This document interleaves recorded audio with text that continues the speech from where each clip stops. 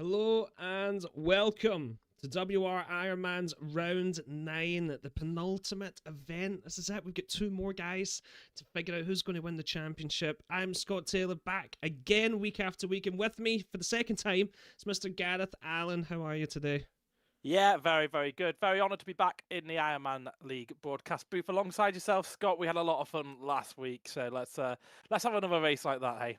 Yes, we did. Things are heating up. Jarno got a little bit further away from Danny, who was not too happy about it, if you remember in the interview call. Definitely is going to be I have to be honest, best behaviour today to maybe not be leading at the end of a race, because he's the guy who was first and then he gets done by the DRS at the end. So I don't know what's going to happen, but let's get through all the information we can, starting with your Professional Drivers' Championship today. Here we go. Yes, it's Jarno Opmeer who has the lead of that championship, extending it last week with that win. Danny Berezny in second, as you said, unhappy bunny after last week's race. He will look to do better this week. Istvan Pukki, he had a penalty last week that knocked him off the podium. He's in third. Duncan Hofland is in fourth. He's not racing tonight. He's on 83 points. Ismail Fassi is in fifth with 80 points, so he could jump up the order very easily tonight. Zabo Konye in sixth. Tormula in seventh. Otis Longth 8th, Maya is in 9th, and 10th is Jack West. Yeah, definitely. Going to the amateurs, it's spicing up a little bit. Due to Brilliant Elicus getting lagged out of the lobby last week and not getting any points, it's now kind of shaping up. Elicus with 127, Savannah with 116, Zenigratsky, my guy, in third, doing well. Needs a lot to go his way tonight, though, if he wants to get into the first place. We get Robert Timbo in 63, a little bit off in fourth. Chichik, only a couple of points behind, though, fifth. Gabor Takak, sixth place. Gabor Vaya in 54, same points as El Rey Guri. He's back, ladies and gentlemen, tonight. He's back to put his foot down on this race. We'll see what happens. Shabba Hageris and David Vinca at the end. Right, constructors-wise, Gareth, this is how it's looking. Let us know. Yeah, Aston Martin lead constructors with 2 rounds to go. 211.5 points are on. Remember, amateurs only count to half the amount of points they normally would towards the constructors, because there's such a pace differential between them. Red Bull Racing is in second with 204.5 points. Mercedes AMG, they're in third with 186.5 points.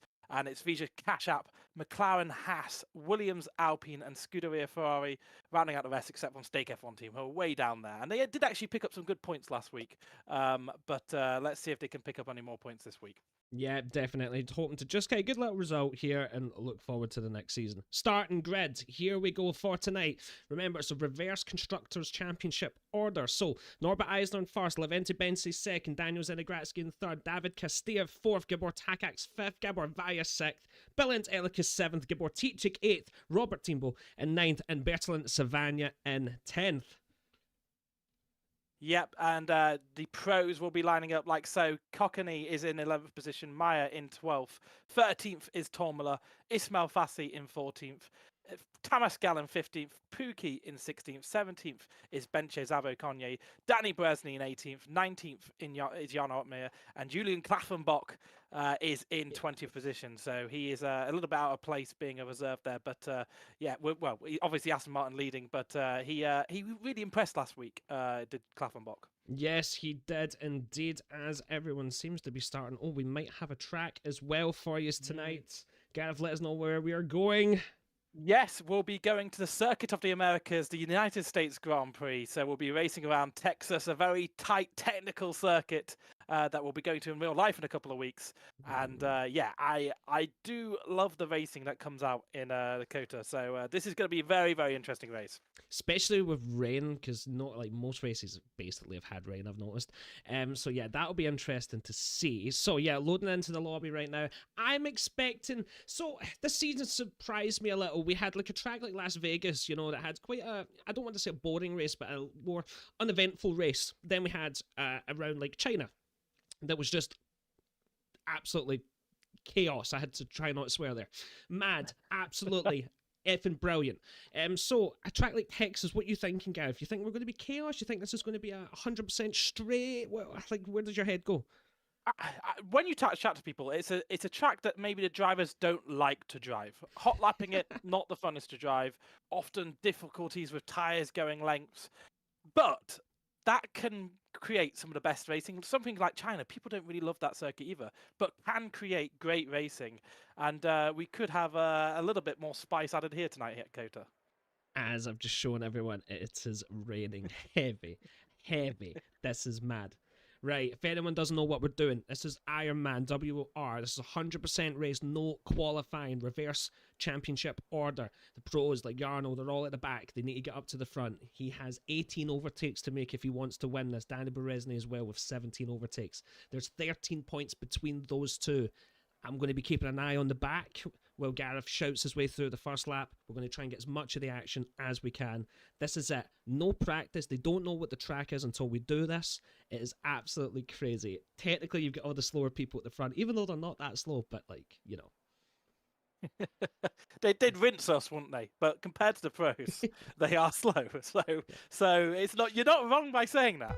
But here we go. We're going to have 5 lights on the board, and we're going to have a Sauber and a Ferrari leading us away here at the Circuit of Americas, and the Ironman go racing in the United States. And it looks to be a good start from Benche, who's closing down on Eisner as they head into turn 1. There's fighting in the background between Zenogratsky and Elway Giri. Elway Giri up the inside there, going into 3rd position, claiming positions, but Zenogratsky fighting back here as he round turn 2 here.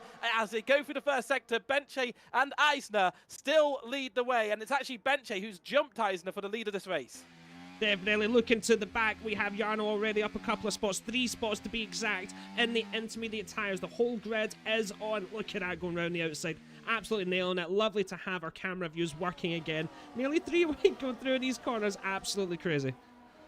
Yeah, racing in tricky conditions, having to just keep themselves in the game, but make positions where they can. Jan Artmeier, yes, he's racing everyone, making another move down into turn 11 before the long straight, and he's up into 13th position as things stands, but he's looking at Vaja Gabor in 12th position here to maybe make another position. He'll have to defend from Milan Meyer as well. He's outside of the toe of the cars in front, so he'll be losing a little bit of straight line performance, but will have the inside line as they head towards turn 12 here.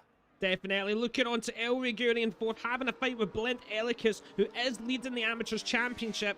Elway round the outside has to give up that position for now, but we all know he will not be giving it up for long. Gab losing the spot to Tamas Kokene, who's doing for, and Joni Tormela, Tamas Gal, absolutely sending it there.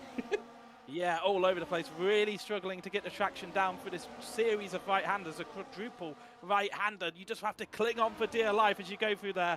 2 wide, even more scary, but Jarno Opmeer has jumped up ahead of Vaja Gabor because he's fallen down to the back of the grid there. So 20th position, he must have a moment through that final sector. But Jarno Opmeer here in 11th, he's gained up 8 positions on that opening lap. Balan Elekis, the man who leads the amateur standings, he's gone up 3 positions into 4th at the moment. But Tatmas Gal, Opmeer, Tormela are the cars who are going to be fighting those amateurs first from the pros.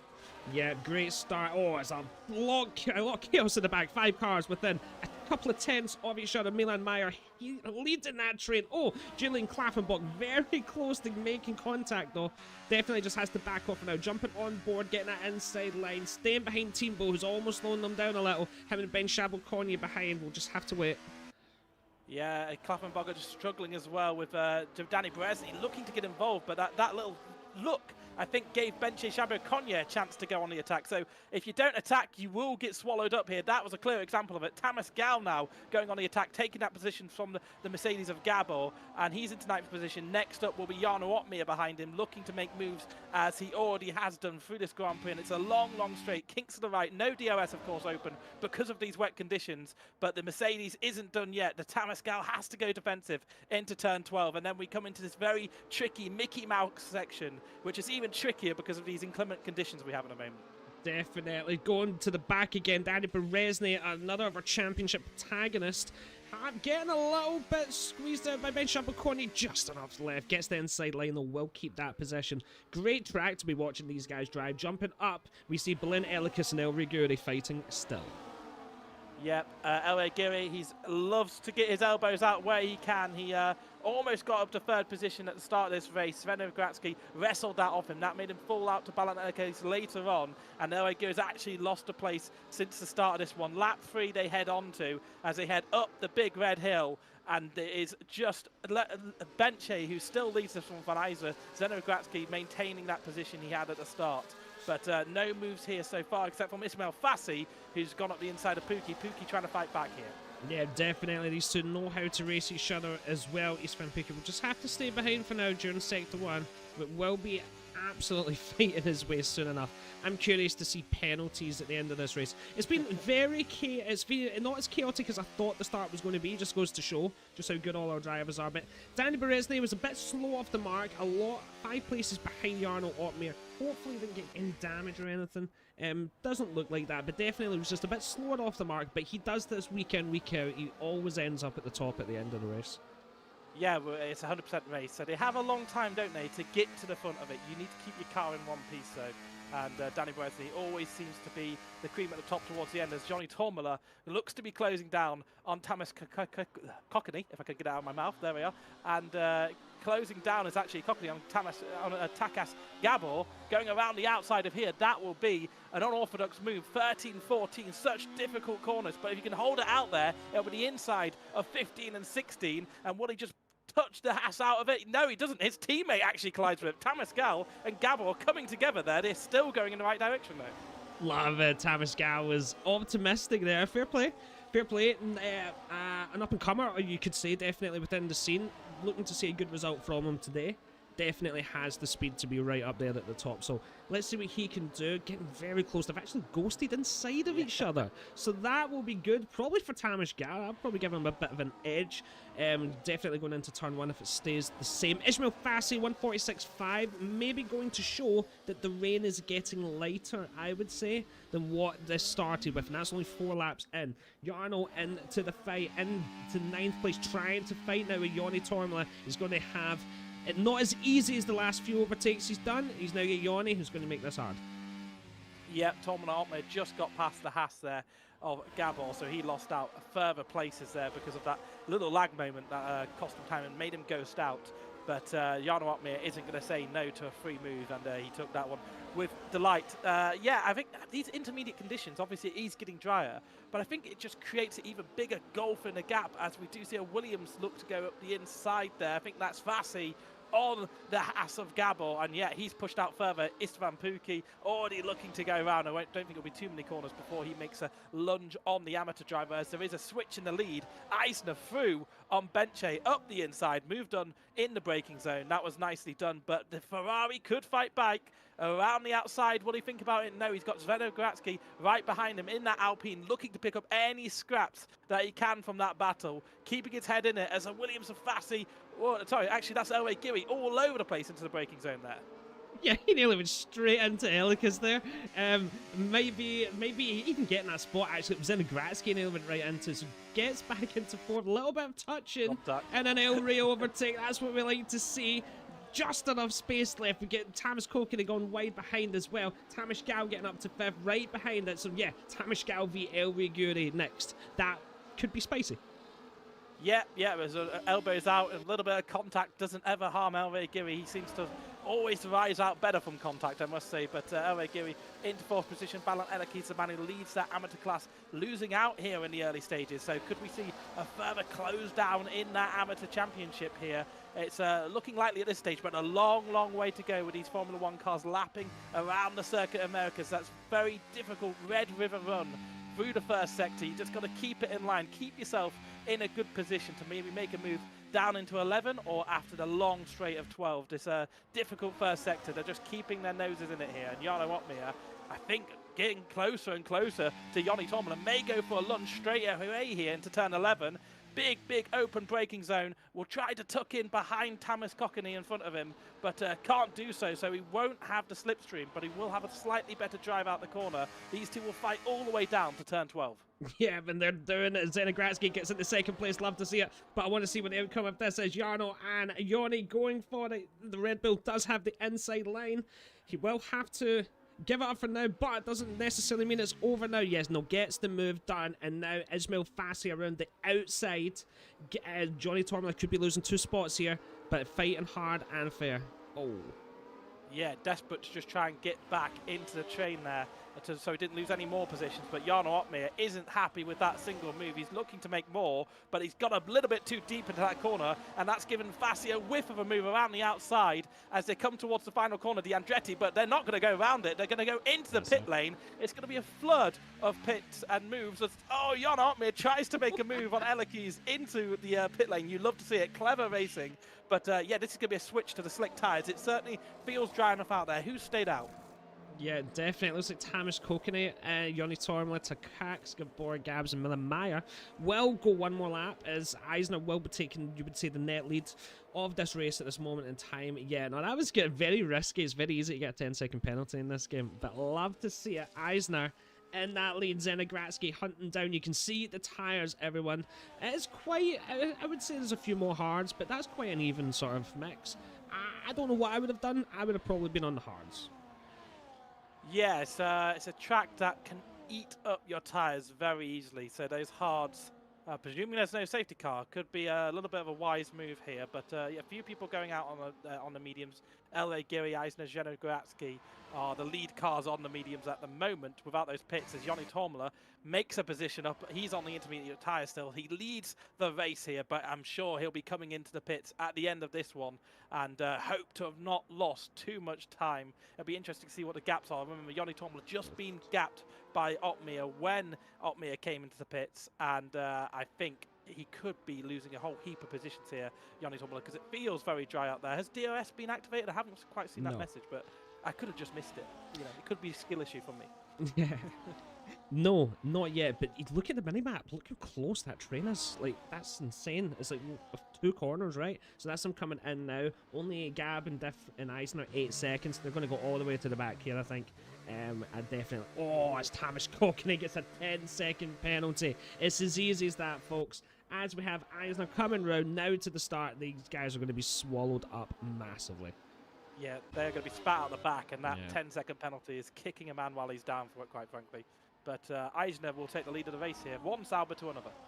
I love to see it. Right, okay, we'll see where everyone comes out. Jarno's true position now looks to be 7th place. Oh, very close there to some of the others. He's definitely made amazing moves. So, we'll see how it's going to end for him. Danny Berezny in 11th place, not too far off as well. Julian Klaffenbach having a little fight there with the Haas of Takaks Gabor, but gets the move done.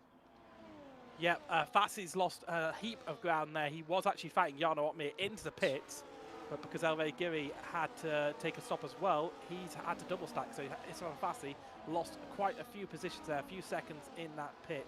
Istvan Pukki right on the back of Jarno Opmeer, looking to follow Jarno Opmeer's moves through the pack. He has Balan Elekes next, the man who leaves the amateur standings. But he's not shown any pace so far in this race, but that could be the dry, wet conditions. What was that from Eisner? That was a big lunge to the left as Zenogratsky, your man, gets through.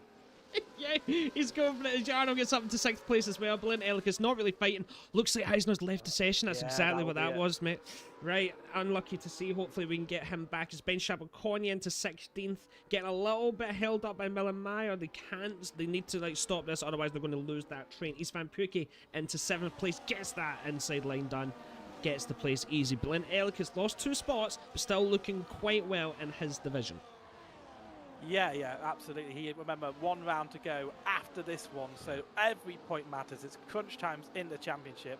Eisner, LA, Giri, they all know it. They're racing Benche at the moment as they head towards up turn 1. Tamas Gal, does he want to get involved with this battle? He seems to have a lot more speed going into the braking zone. He'll take the outside line. The Ferrari also has the outside line on Elve Giri. Elve Giri's made a move, but Tamas Gal has made that move too. So he's up into 4th position. Elve Giri up into 2nd here, battling all over the place. It's going to be blink and you miss it stuff here. I love it. Eisner's AI sadly slowing himself down and falling down the order. Love to see a nice El Rey overtake there with a bit of contact.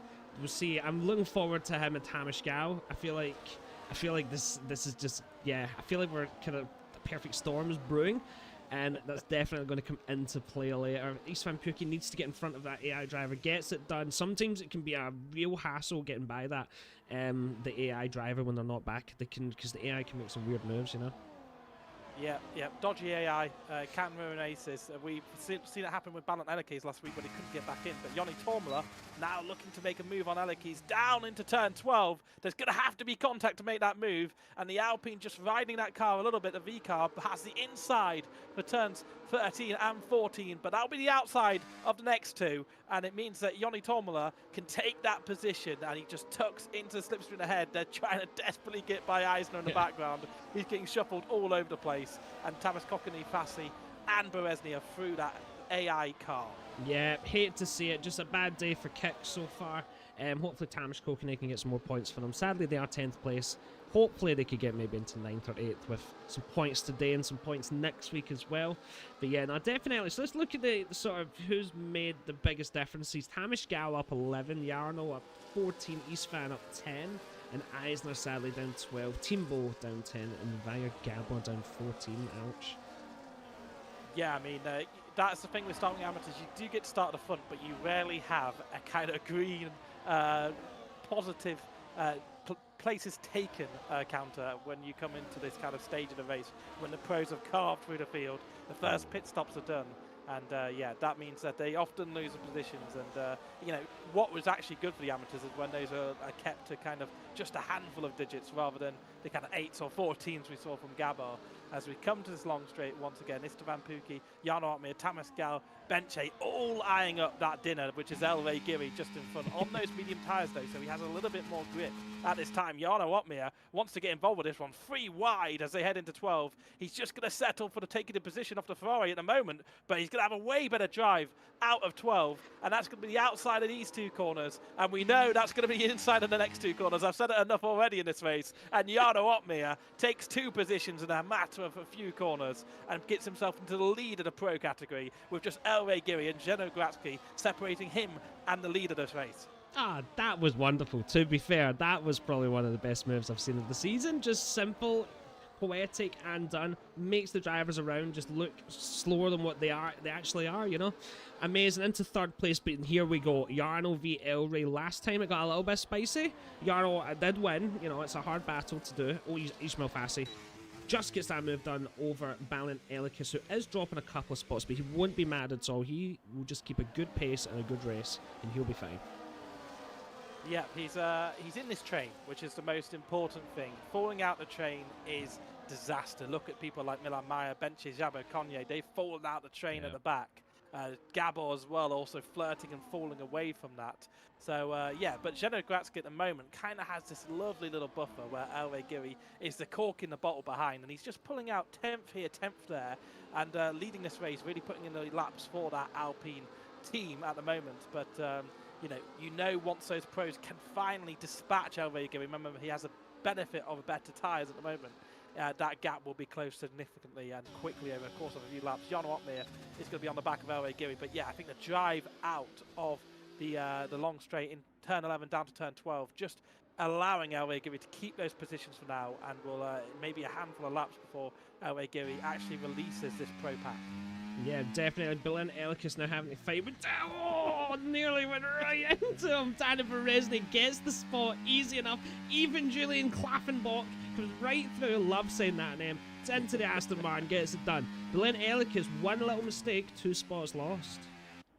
Yeah, he was taking an audacious line through there, just getting a little bit unsettled, and that's what happens if you go offline. You are such easy prey to the others, as that's I think Ismail Fassi stepping out of line there, looking to go past the Ferrari. DRS open, better speed on the straight. That is an easy move for him.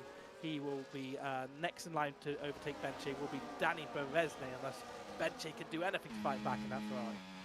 So here we go. Lap 11 is when the battle starts. We'll see how long this goes on. It probably will not be fightable with that long DRS straight. I don't think Elray really has a chance, but we'll see. As you can see, resources are full for Jarno and half full for Elray, so that would suggest he's maybe struggling a little. But Jarno does have Tamas right behind him. He's going to jump at any chance. Yeah, interestingly enough, we're not looking left this week. That's one good thing. But yeah, that's a yellow flag. Eisner retiring from the session. I think that's left the session, retired from the session. I'm done with this race. But Jarno Opmeer closing in down the end of that straight. He'll have the inside line. But look at that. Tamas Gal tries to take it 3 wide, whacks Jarno Opmeer off. and that gave the impetus for Pookie to try and make a move. But Jarno Opmeer riding that track on the outside, he got all the way around, and El Rey Giri just a passenger in this fight ahead. Jarno Opmeer losing that place to Tamascal after an audacious move up the inside. Love it, and I got the most unusual camera angles as we could as well there. Istvan Pukki into 4th. Elry's lost a couple of spots. He will not be happy about that, and he will not be letting go. That was quite mad. I didn't actually have Tamascal sending it in there on the inside in my bingo card, but there it was. Absolutely tried it and tried to go for two for one. Amazing. Yeah, I wonder if he just missed his braking zone and thought, well, I better go for the send, otherwise I'm going into the back of him. But Jarno Opmeer takes that place back, as we see El Rey Giri and Joni Tormula fighting. El Rey Giri now being firmly dispatched with by the pros. Joni Tormula trying to hang around the outside. El Rey Giri leaving him no quarter. He'll try to stick in it. He's going to have a big collision if they carry on, and Joni Tormula knows that. He's just going to back behind and think, I'd rather live to fight another day here, because this is an amateur driver. Ultimately, I won't be racing him in a few laps, but El Rey Giri wants to cling on to every single position in this fight to score in that amateur class, and Joni Tormula did not get a freebie from him. Here we go, ladies and gentlemen. This is what we've been waiting on all week, is to see El Rey and Joni go for this. That got spicy. Amazing that none of them actually went there. But yeah, he's going to wait for the DRS straight, get the move done. El Rey will need to fight back. It looks like Istvan Pukki has Tamascal on that inside, trying to get a better exit. Going to have to stay behind. Ismail Fassi gets in front of El Rey as well, as we get some lovely, really weird camera angles again. I love to see it. El Rey now down to 7th place. He's not going to be too happy about this, but he will have DRS on his side come next lap. Yeah, he's 2nd in the pro class. Even though he's 7th on the field, that's what he's got to eye up. He's had that battle with the pros. He's had his moment in the sun, but he'll be up slowly and slowly. Danny Berezny isn't too far behind him. He'll be maybe looking for a move into the Andretti, the final corner, or maybe up to Big Red. Bill Hill, as it's sometimes known as, into turn 1. So let's see if he can have a good drive out of here. Remember, DRS train active all the way through, so there's going to be that cancelling each other out. But Danny Berezny will look for a move here. Jarno Opmeer not having to defend from Tamascal, because actually Istvan Pukki's made a move into Phil Hill and actually took that position. So 2nd on the road for the pros. And strangely enough, what's different from last week is Jarno Opmeer didn't really go to the front until the final couple of laps. So Jarno Opmeer is going to have to lead this race and try out his defensive tactics. Yeah, definitely, and he is slowly catching Zenogratski, as much as it pains my heart, because I'd love to see him win this race. It is hard with the opposition you have behind you, but hey, if anyone can do it, my guy can do it. So, lap 13, we've got a long way to go here. It's nice. The skies are blue in Texas. It looks lovely. I wonder how long that will last for. I do believe we'll probably get some more weather change as well. But 3.1, the difference between 1st and 2nd place. But Jarno can't sleep because, you know, Istvan Pukki, here we go, Julian Klaffenbach will try to go down the inside of Danny Berezny, leaves just enough space. Does get the move done, but can't count out Danny. He's 2nd place in the championship for a reason. Inside to the outside line. We'll have to give it up, I think, for now.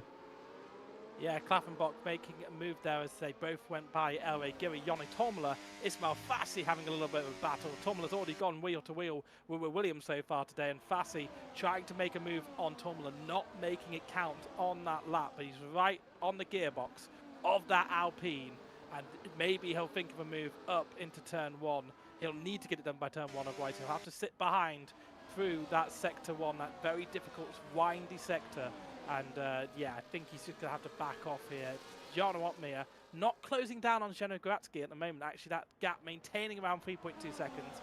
There is a difference, an offset in tyres. So, I mean, it is showing what pace Zeno Gratsky has here. And he has a real chance at winning that amateur category today. And that's what he needs to do to keep his championship hopes alive, actually, because he is just within touching distance of the lead of the championship. But he has to finish in front of Elekis, who's way down the order at the moment, to be able to take that into the final round. So Zeno Gratsky doing a decent job. Jarno Opmeer has a bit of a lock-up into turn 11, and it's actually Fassi who's thrown it up the inside of turn 11 on Joni Tormula, and he's took that position. He'll head back into the train, DRS open, he'll probably be able to keep that one.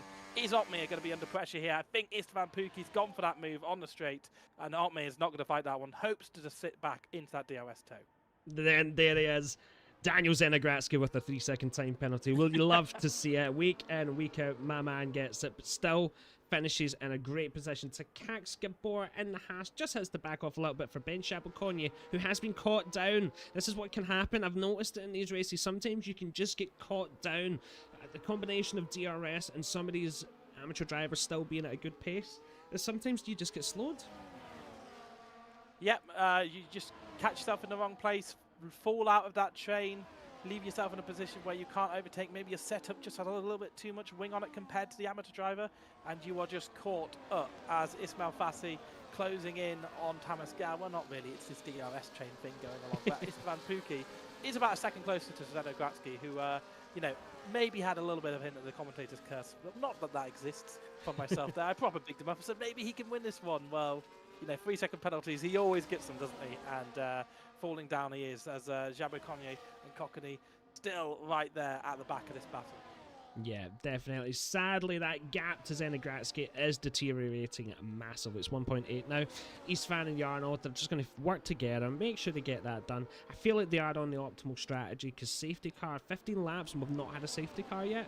I feel like it's this, yeah, the hard tire, long run strats might be where your head's going and not really relying on the thought. We did have Vaya Gabor, sadly, who had an incident back in the back of the fields, now 20 seconds off pace, but no safety car. Ismail Fassi gets that move done, but Tamas Gal fighting close with Yoni Tormela and Julian right behind as well, ready to absolutely swallow this up. Bit of contact going round, wheel barge and 3 wide going into that corner. Julian Klaffenbach does the smart thing, though, backs off, gets that inside line, is now neck and neck with Tamas Gal, who won't be giving this up, but Yoni Tormela getting the move done in front of them. Can Julian get this done? Yes, he can, and that got spicy. Really smart racing from Julian Klaffenbach so far. I think 2 or 3 times we've seen him just watch a battle unfold ahead and get involved with it, as Danny Baresi and Tamas Gal get quite leery out of the Andretti, heading on to lap 16. I think Danny Baresi has got that position, but Klaffenbach has made a position on Tormela as well. So Klaffenbach up to 5th in this race. A superb race from him so far. Yeah, I love to see this doing very amazingly. Milan Meyer nearly went into the RB there, but gets the angle done on time. Up to the top 3 with Istvan Pukki, 2 tenths behind Jarno, who's right behind Zenegratsky. Now, I don't know if Zenegratsky's tyres just losing it a bit or if he's just had a bit of a rubbish lap, but that is a second lost. You will see him probably down to 3rd place at the end of this straight, but this is his opportunity now. He's lap 16 of 56. How high can he remain? Can he just climber? That's not even a word. Can he just get the DRS?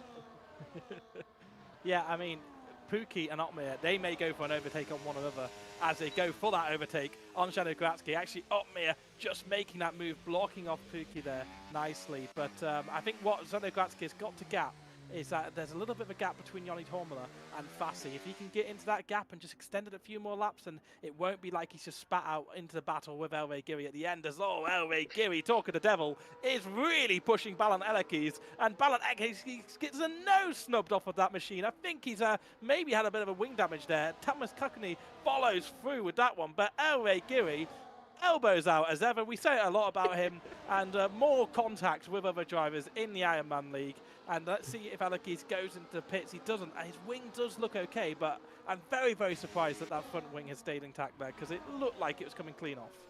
Definitely. Love to see it. We will check back in later, folks. Ismail Fassi into 3rd, gets in front. Oh, wait, no, we're still going on here. Right, so Tamas Kokony just gets the move done on Elray. Let's get back to it. Let's see how he's going to respond in turn 1. In sector 1, I mean, sorry. These S's, we know how fast they are. We know how easy it is to get track limit warnings as well. Such an incredibly difficult sector, but a very fun and challenging one. You've got to keep behind your opponent as close as you can, all in preparation for this long straight in sector 2. It's ridiculously long, and that's where your change is going to happen. So we will see Elray as we have a yellow flag at the back. I think that is Vaya Gabor, who has brought out a safety car. I think he's crashed into the pits, or he's spun it. Something's happened, mate. Something's happened, and that's it. We're now lap 17. This very strange. It's benefited him the most. Yeah, it does suit him. I'm not saying that's gone on. Let's bring us back up. Yeah, I mean, yeah, like, do you know what I mean? Like, to put my tin foil hat on, like, that was great timing, mate. Right. This is. I would argue this is bad for the hard tire unless they had two Oh, sets of hard 100%. tires. They may have done. Yeah, who knows? Because obviously you have the wet conditions coming in. That maybe saves you a pair. I actually don't understand. I'm not going to pretend like I understand. I don't really understand like what tires you get if you go on what setting. I just don't play the game enough to understand that. So you're probably more best set to describe that. But we do have the 3 hard runners at the front coming into the pit. So I think they've just got to cover off what the medium runners do here. Yeah, everyone's going to go in. See, what I would say is the hard tires, I feel like they can go on forever. So from now, like from lap 18 to 56, like is maybe not the best thing in the world, but you could definitely get to the end of that. So the medium guys that went on to that, oh, okay, definitely seen some different tires. Jarno on softs, Zenegratsky softs, Tamish Gal, Leventi, Bensi, and Belint Elikus all on softs, thinking that there could be.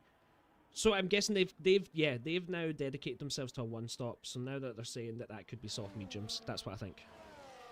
Yeah, or And that medium there's a weather softs. front coming in, and they think how long am I going to be Oh, on yeah, this look. 5 or 6 lap? Look at It's yeah, not the as sun's blue as gone. it once was. Is the sun's kind of well? It actually looks beautiful there. Does look But if quite we look the nice. other way, it's terrible. Whoa. That's Yeah. not. Yeah, fair enough. Well, Yeah, we'll I keep see. forgetting. Yeah, you're probably right. It will be weather. Maybe. It could be weather. It could be just picking the right tire for the right moment. We don't know, do we? We'll find out, won't we, over the next few laps. I was just about to say with that LA Geary battle, all that stuff. Time to like open up the cans of fizzy pop, get the popcorn out, because last week when LA Geary got into that position at the lead of that amateur class, he had so much battling, and there was a lot of moments, wasn't there? I believe it was with a Ferrari. I can't remember quite which one. Yeah, Milan Meyer was definitely involved at one stage of it, but it was good. So I feel a little bit sad that that's at least delayed for now, but I'm sure after this safety car comes in, which may be another lap, I think it will be another lap from here, it will be interesting at least to see what happens. Yeah, definitely. As we have Via Gabor, still half a lap behind, but he will get there. It'll be nice to see him get another wee chance. Look, I'm the type of guy I don't want to see anyone at the back not racing anyone by themselves. I want to see everyone in the mix having fun, because it doesn't matter if you're fighting for 15th place. If the fight's that good, I don't really care, to be honest. I'm just like, yes, please. I would love to have 10 fights of 2 drivers going on every corner. That would be incredible, right? We'd miss a lot of it, I must say. Yeah, we would. Yeah, we'd need more people. But yeah, okay, so looking, Julian, do you know, Klaffenbach, I'm looking at him. I'm probably butchering his name, but I'm looking at him this race going, like, fair play, mate. If you don't say Julian Klaffenbach like Julian Klaffenbach, then he doesn't deserve to have the name Julian Klaffenbach. Yeah, is all I'm saying. How many times can you say Julian Klaffenbach in one sentence? I got 3 there, quite organically, right. So I'm happy with that. But yeah, he's cooking. 15 places gained. Only one person in the field has gained more positions than him, and it's Jarno Opmeer. So to compare yourself to that kind of opposition, the RAG esports team have an absolute cracker of a driver on their cards here. He's come in last week. It was a little bit understated at times. Got involved with a few skirmishes, a few battles. But he's, 5th in this pro category on the road at the moment. And, just doing fantastic. On that medium tyre, he is going to maybe have a little bit of an advantage over Zeno Goratsky. I'm saying he's 5th in the pro class. He's 4th in the pro class because Zeno Goratsky's ahead of him. But I wonder if Zeno Goratsky's just gone on those softs to eke out his time in that leading pack. I think that must be the case. But it's interesting that Jarno's also driven his tyres. But Klaffenbach's doing a superb job. Yeah, I'm trying to keep a look in the weather. Definitely looks dry, but we've seen it change super quick. Soft tyres, they're easily getting another... What's the fastest lap? 134s, they'll put down to like the 120s. They're easily getting another 10 laps, which could be, what, 15 minutes? On the softs? I feel like that is definitely... it depends when the rain comes. This could be absolutely first class. Or if it doesn't come, people like on the medium tyres, they could come back strong in the end. Even Elray could... Absolutely, yeah. It's all to play for, isn't it? It's going to be very, very interesting. Remember, they'll have better tyres. Maybe they won't have the undercut and they won't have the offset, but at the end they will have the offset, the better tyre. Yeah, it'll be very, very interesting to see how this one plays out if it is dry to the end, which is a big, big if in the Ironman League, and we'll see how the weather fronts affect this one. But we are going to have to safety car in this lap, Scott, and I think it's going to be very, very interesting. Oh, let's go for it. So I'm going to be looking at East Van Pookie's point of view at this moment in time. You can see the safety car going in. Jarno slowing. Oh, he slowed down a little bit too much there for East Van Puke, and I've been in that position before. Almost similar to the position Ilray was in this week as well, if I remember correctly. Different Sorry, lifetime. I couldn't resist. So, Jarno, what will he do? Will he start early? Will he go late? He's maintaining a good speed, but that safety car's still out on the track, so he's not going to be able to go yet. Looks like he's actually went a little bit early. Off we go. Gets a decent start on him, but I think he broke a little bit there. Yeah, I'm not sure. maybe the game does throttle, adjust your throttle if you're too close to the safety car, so that could have happened. Anyway, into a line we go. It looks like Tamish Gal getting very close to the back of Danny Berezny. They do have that higher differential. Softs to mediums. Tamish Gal and the inside, now to the outside line, gets it done. You can also see Julian Klaffenbach and Zenogradsky. Oh, it's getting very close here between Tamishkow and Danny Berezny, but Tamishkow gets it done. Julian into fourth as well. Yeah, really, really interesting and smart move from Klaffenbach, because, of course, Zenogradsky on those soft tyres, if he maybe settled into it a little longer, he may have been able to keep Klaffenbach behind for a number of laps, and he'd lose the train to the cars in front. So Klaffenbach decisive from the start there, as we have got racing again here on lap 20. And Jarno Uppbeat 7 tenths to Esteban Puki, Fassi in third, Klaffenbach in fourth, and Zenogradsky surely going to have to use every little ounce of those softs to be able to keep the cars that are behind him behind, which is two pros of Gal and Berezny. Berezny closing in on Gal, but of course no DRS on that lap. It will be the next lap where DRS comes into effect, and we'll see a little bit more shuffling of the pack. Yeah, one of the nice things about this game is we'll get the DRS only after one lap rather than the two, so good to see that. We have a fight down at the bottom with Ilray and Ben Shabelkonya. Ilray very squiggly, has to drop the possession, lost a bit of grip and traction there into 12th place. Hopefully can stay at the back of Ben Shabelkonya, otherwise they are at risk of losing this train, as you can see. Yeah, just really suffering a little bit with understeer through at the penultimate corner of turn 19 there. He just felt like he was just going to be dragged off the circuit by the lack of grip he had, but he's managed to keep it going in the right direction. He's still third in that class at the moment. Levente Benche is second in the amateur class. First is, of course, Zenogradsky, who we're following now, and just ahead of Tamas Gal. He's going to have to hope to keep in the DRS range of Julian Klaffenbach, use up those soft tyres through this first sector, keep that 10th gap just alive, and I think he's doing just enough. It will be around the slingshot out this corner, maybe running a little bit wide for him, as Klaffenbach, yeah, I think 5 tenths is actually the gap for Zenogradsky and Klaffenbach, but Klaffenbach keeps in that DRS to the cars in front, so he keeps himself in that train, and Zenogradsky, I think he seems too far away at the moment with the DRS in play on this lap to be passed by Tamas Gal, unless a little bit battery burn happens. Danny Berezny is all over the back of Tamas Gal, but look, there is a change of the lead. Esteban Puki in front of Jarno Uppbeat. Just sensible stuff from the team. Yeah, a little bit of touching though. I don't know if it was meant or not. Ismail Fassi right behind as well. Definitely need to be at their wits to not take each other out here. Hopefully no damage for anyone. Just in case anyone's wondering why the safety car is still up, it just takes a while. But it will go away. We'll let you know if there is a safety car. Don't worry about that. Jarno really needs to defend heavy from Ismail Fassi here. And Istvan Puki does have a slight glimmer of chance though, maybe getting away depending on how Fassi deals with this next sector. Will he attack Jarno hard, or will he just try and remain in this DRS train for the hope that Istvan doesn't just fly away with us? Because if he breaks the DRS, yes, the train can probably catch up, but it's not as easy as what you think. Danny Berezny getting into 6th place, gets that inside line done. Tamas Gal leaves it. Yeah, Tamas Gal just going to settle behind. These two fighting is, in a way, slowing them down. Zenogradsky still in the train in front. That's the most important thing for them at the moment. They don't want to lose that train. We know F124, so important, that train mechanic in this game. And Klaffenbach actually closing down nicely to the back of Ismail Fassi. I believe Klaffenbach on the soft tyres, is he? I can't, no, he's on the medium tyres, is Klaffenbach. So it's just Jarno Uppbeat in the top 4 at the moment who has those soft tyres on. So Klaffenbach doing a superlative job to be involved with these lot, and he could easily get a podium today. Oh yeah, definitely, and I would love to see it. Danny Berezny knows he needs to be making the moves here. Jarno goes into the lead as well. This is your two protagonists, Jarno and Danny, both getting overtakes done. Jarno in first, Danny in 5th. There's 13 points in favor of Jarno. So Danny needs to get right up to second place, overtake Jarno, and hope he even gets swallowed up by a couple more drivers here. Yeah, wants to be in front of Jarno at the end of this race. Certainly wants to be in touching distance of him to keep his championship fights open until the final round of the season that will happen next week, and this time next week even, as Ismail Fassi is on the back of Istvan Pukki actually on this one, and I wonder if he'll use a little bit of DRS to ERS even to burn the battery and close down. No, actually it's Istvan Pukki who's going forward, but just dropping behind the gearbox a lot more. He doesn't want to slow the pack down too much, and it's just, you know, like a co-op story mode at the moment. These lot are just racing together. There's no need to break the alliance this early on in the race. You know, we're less than half race distance through, and you know, it's just about keeping in the fight at this moment.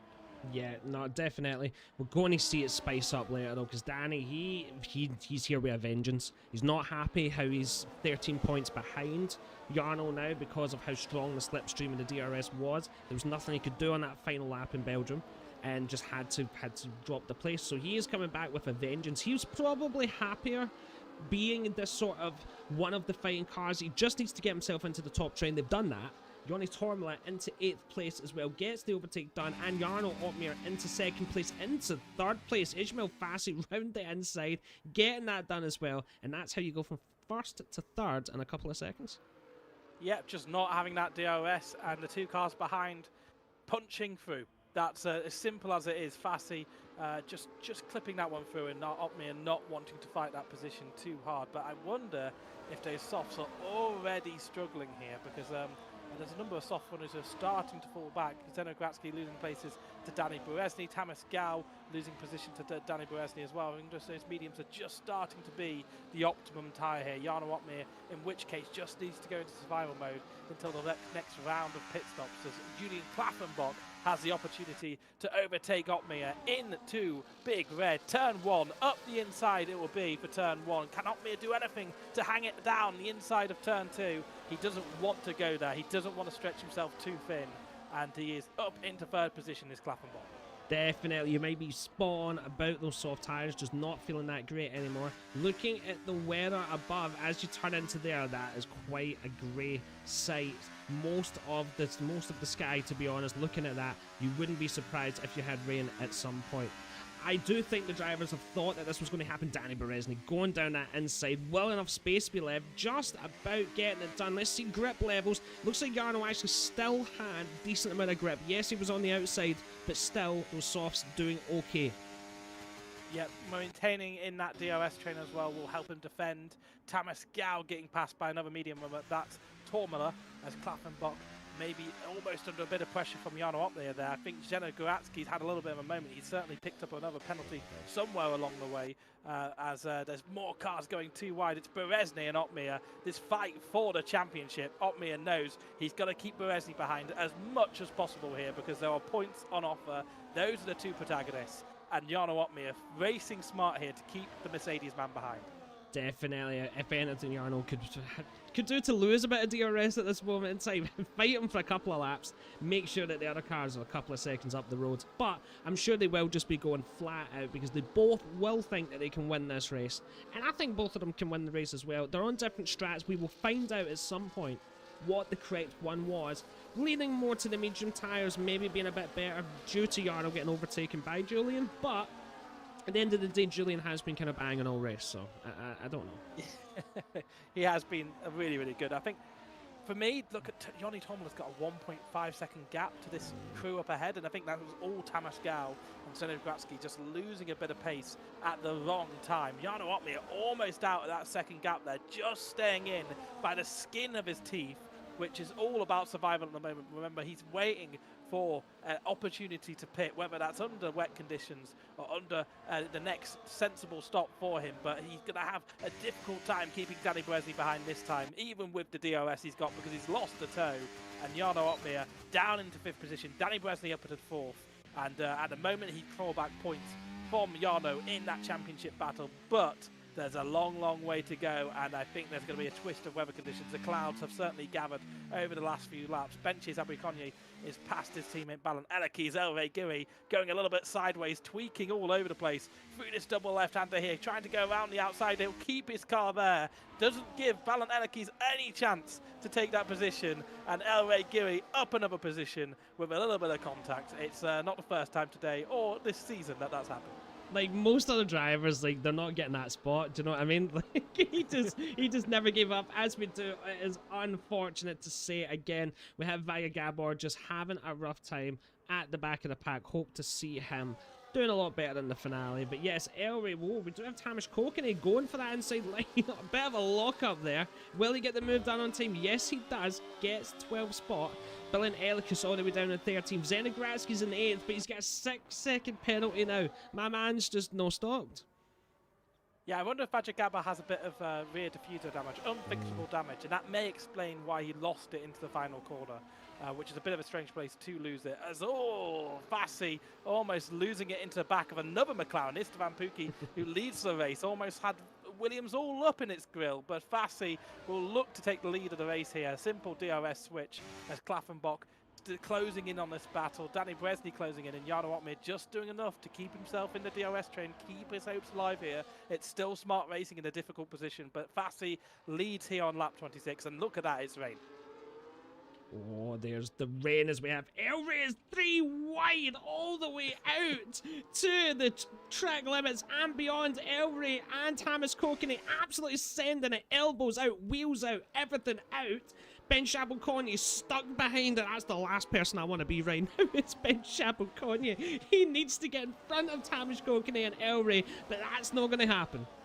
Yeah, I mean, it may be a little bit too early to pit here, but I wonder if you just go onto a separate pair of tyres. We are seeing people from the lead pit, but do the opposite thing to Elray Giri. Get yourself away from him, because there has been contact already. Who's into the pits? Jarno Otmir, I think, didn't go into the pits. It's Zeno Goratsky who was the first driver into the pits, I believe. No, it wasn't. It was Tamas Gal. I'm just talking nonsense. But Tamas Gal falling down the order onto those intermediate tyres.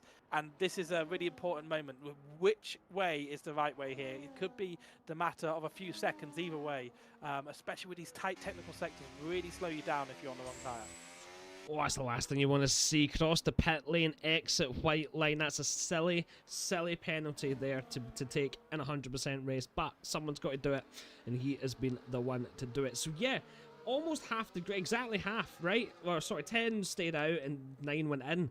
This is going to be quite interesting. We'll take a look at Yoni. Yoni was about 3 seconds behind Jarno last time I checked, something like that, give or take. So that'll be a good reference point to see at that time. Istvan Pukki just deciding to stay behind for now. Do we have any double stacks? No, we don't. Well, Aston Martin, nah, they'll be fine. That's about 10, 12 seconds. That should be fine. Yeah, so they won't have the moment which the Williams had in the first round of pits when he came off of those intermediate tyres. And in this third round of pit stops, it's going to be critical. But this is it. This is the moment where you're just going to be losing so much time. DRS disabled, race control. That's a little bit of a barometer. So whether the tyres, it's time to switch the tyres. But Ismail Fassi, they'll definitely come to the pits this lap. And this is where they'll be losing all that time, because it's such a technical sector, a Mickey Mouse sector, and you need every little bit of grip you can. So let's see who's gone the right way here. I think it's going to be a balance between that first and final sectors. But Joni Tormula, you said he was 3 seconds behind Jarno Otmir, so we are watching that gap. Yeah, definitely. It was roughly about that, because he'd lost the DRS of them all when it was on dry. As we can see, he's coming into it's going to be quite close. I think Ishmael Fassi that will still have a little bit of a lead. Can you maybe see them up ahead coming out? That is them just coming out. Yoni up into 6th place, 5th place. Gained in front of Jarno. Not too sure what happened there with all of that, but yes, he has absolutely gained and nailed it. So we now know what the correct strategy was there. Wow. Yeah, mediums went long enough, but we also know that intermediates pit after you saw the race control message. I think it's just that final sector, how technical it was. Jarno Otmir had a bit of a mare out there and has lost positions to Tormula, Tamas Gal, and lost a big chunk of positions to Danny Bresny. Now, there's no DRS, there's no DRS trains at this part of the race at least, so it'll be interesting. Overtakes are less easy to do, more of a premium to get done. So Danny Bresny being 3 tenths behind Julian Klaffenbach. he'll look to make that count as quickly as he can and try to take as many points in this championship as he can, with the advantage over Jarno Opmeer sitting there. But he's closing down, but it's not going to be enough down into turn 12. Definitely not. But now look, Danny in 4th, Jarno in 7th. If it was to end this way, Danny would be getting a lot closer to that final championship fight next week. Everyone, next Thursday, this will be the finale of the season. No, none of the leagues have actually been settled yet. It will all go down to a final round. So excited for it, so make sure you don't miss it. But going back to what we're talking about here, WOR's Ironman. If you're just coming in new, not too sure what we're doing, this is 10 of the best professionals in the world fighting in a pro league, and 10 of Hungary's best racers or the odd content creator that are very fast, like El Riguri and stuff, in another league fighting. This has been 100% race, no qualifying, reverse championship grid order. All the fast guys at the back. Jarno, he's up 12 spots. Danny, up 15 spots now, getting that move done on Julian Klaffenbach, who himself is up 16. Incredible thing. Make sure you hit subscribe, follow WR's Ironman if you want to keep up to date with it. It's such a cool league. Yeah, and if you want to see commentators not absolutely butcher the Hungarian names, then there is also a Hungarian broadcast. So you know, I would stay with the broadcast that actually butchers the Hungarian names. Oh, yeah. I think that's more fun. Oh, Tamas Gal, that's gonna cost him. That's unfortunate. 3 stops he's had, by the way. But yeah, 3 seconds. See if when it dries up and we're back into DRS trains and stuff, that 3 seconds is gonna hit him. It really will, especially if there's any kind of late safety car, stack up the cars. It will be very, very difficult. Joni Tommel, I think, for the 2nd week in a row, having a 3-second penalty next to his name. Tamas Gal also in that zone. Zeno Gratsky, how many penalties has Zeno Gratsky racked up? He's got 6 seconds at the moment, but can he get his 9 seconds? Oh yeah, let's see as the race goes on. My guy, look, he knows he can't come home without a 9-second penalty, right? It's happening. He is already 6.6 ahead of Bülent Elikas. This is what I've said about Zeno Gratsky. He always does find a way to try and get above and beyond that. So love to see that. But he's right behind Elray, who is right at the back of Ben Shabo-Konye, who will be probably a little bit scared. Yeah, definitely. As El Riguri has absolutely sent it into turn 16. Got that position. Shabo-Konye is going to try and take that position back off him around the outside. It is quadruple right-hander on the limit of grip. He'll be the inside of the penultimate corner, and he'll have the inside of Andretti. No, he doesn't need that. He just absolutely whacks him off the circuit, and now El Riguri maybe getting a taste of his own medicine there. Run out of road, and now Zeno Gratsky is right behind him, and maybe has a good run up the hill. Yeah, I love to see that. And look, at the end of the day, I'm not too fussed. If you're going to race with your elbows out, I'll race with my elbows out, right? And we'll have fun while doing it. Oh, a little bit of contact there. Even Zeno Gratsky got caught up a little bit. Hopefully no damage there.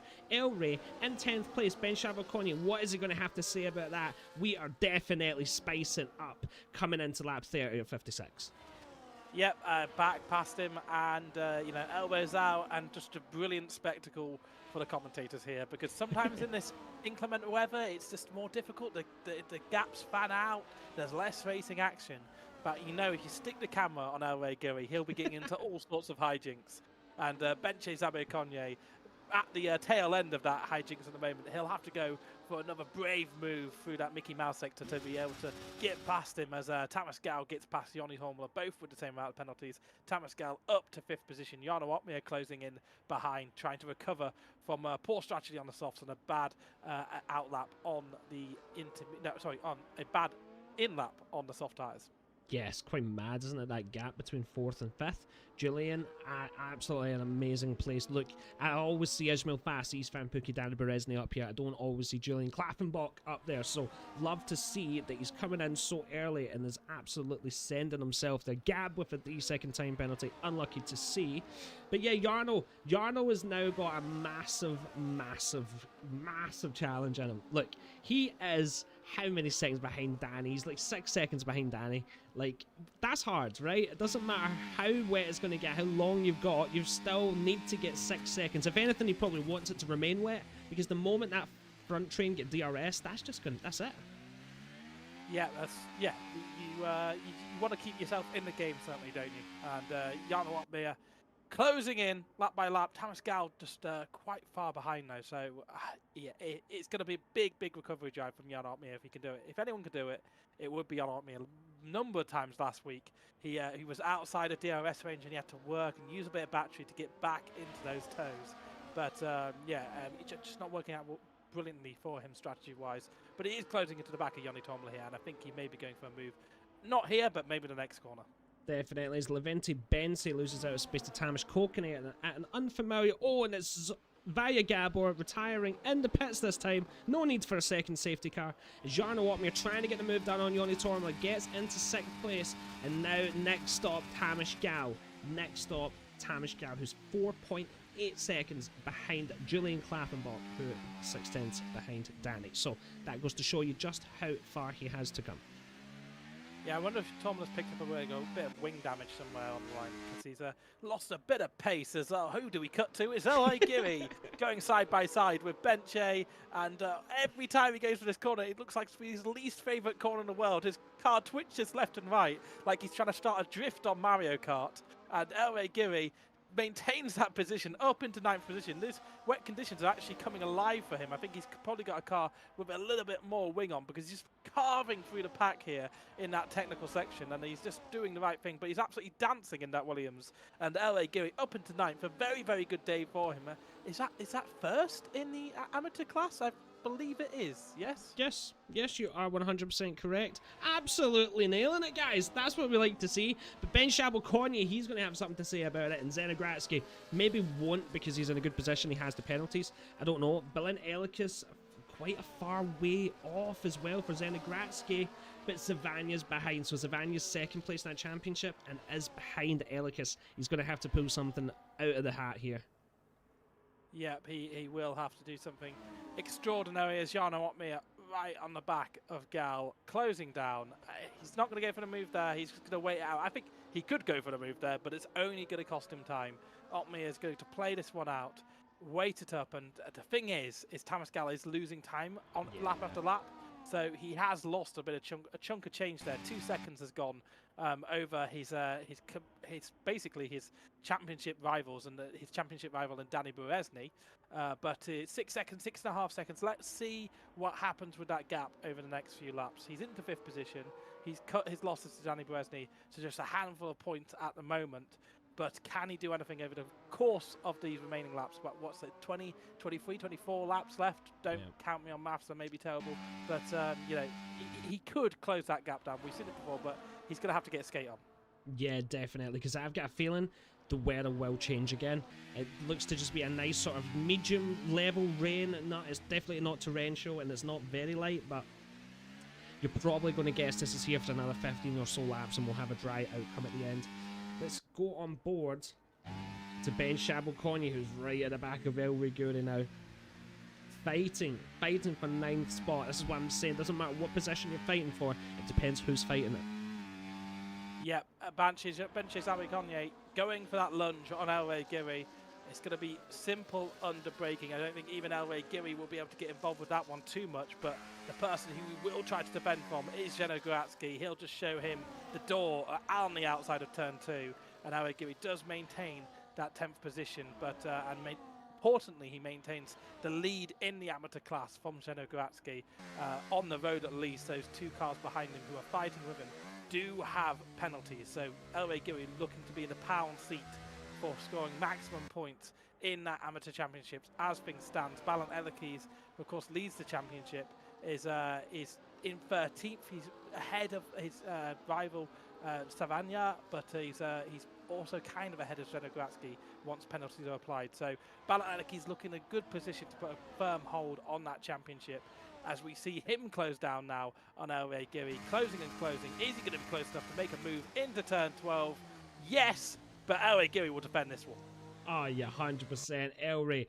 Not as, he is definitely fighting it. Looking at that, still has this car in front. Going to go wide. A little bit of traction loss as well. There's Zenogratsky will have to stay behind for now. Just a little sort of warning, like, do you know what? If you're going to go for the move, you're going to have to get it perfect, because I'm going to make my car the biggest it can possibly be. Yeah, I think you do have to make the move done in the braking turn. As we saw with Benches Aberconye, there was no way for Elway Giri to defend it. If there's a whiff of a way for Elway Giri to defend it, he will put you on that line that makes it very, very difficult for you. So you have to be completely decisive in making moves on David Castilla. And Zeno Grabowski is learning that the hard way right now, as he was just turfed out through that tricky section. And once again, we saw Elway Gui just skating around. But as we head up to Jarno Opmeer, that gap has maintained at 6.6 seconds. So I think Opmeer needs to find a little bit more pace or hope that these weather conditions twist on their head. Yeah, definitely, because like the top four will be getting slipstream and stuff, you know, they are within half a second, so yes, they're not getting DRS, but they are still getting an advantage over Jarno, who doesn't have that, right? He's in no man's land, he's 6.5 from the guy in front, and he's also over like 1.3 seconds behind from Tamas Gal, who's not really fighting him anymore. So like, he's just all in the zone. You can see it on the mini-map, your bottom right hand, you can see that difference on that long straight. That long straight, they will be gaining a little bit of time. You can see it there, 6.6, 6.7. A couple of tens here and there each lap. It's just going to make it too hard in the end. Something needs to change. Yeah, you know, they will cooperate, those front four. If you look into stuff like cycle racing, if you have a man chasing and you have a lead pack that's going to work well together and cooperate together, you know, Danny Berezny has every reason to work with the others. He's gaining places in the championship. The other three will love and dearly take the podiums and the wins from it. So that it's in all of their interest to keep Jarno Opmeer behind, because once Jarno Opmeer is in the pack, he's like a shark. He can easily whistle you out. Istvan Pukki is just behind Ismail Fassi, and they're keeping it sensible for now. You know, we've got 20 laps left. Jarno Opmeer only just rounding the final corner now. Attempt took out that lap, but it's not enough lap by lap. Yeah, especially when you get back to the straight where they're just going to lose a couple of tens back. Julian is at risk of losing them a little. This isn't a real test for him. This says you're in the wet, you're at Texas, you need to remain with this pack, and you have to be at a speed that's acceptable, otherwise you're going to get dropped. As I say that, he's getting a little bit closer, but he's on that. You want to be about half a second behind. You don't want to be 8, 9 tenths behind, because one little slip at one corner and that's it, you're gone. Absolutely. He is just keeping it in there. I think a little bit more confidence through that first sector, maybe a little bit more EOS burn just to keep himself in it, but 2 tenths of gap. He's just got that distant toe, but you know, it doesn't matter about DRS, the second gap, but it does matter that toe all the same. And keeping with the cars in front and being able to keep in that rhythm with the others. So he does fall out there a little bit, maybe just too distant, the toe there, to be able to gain massively.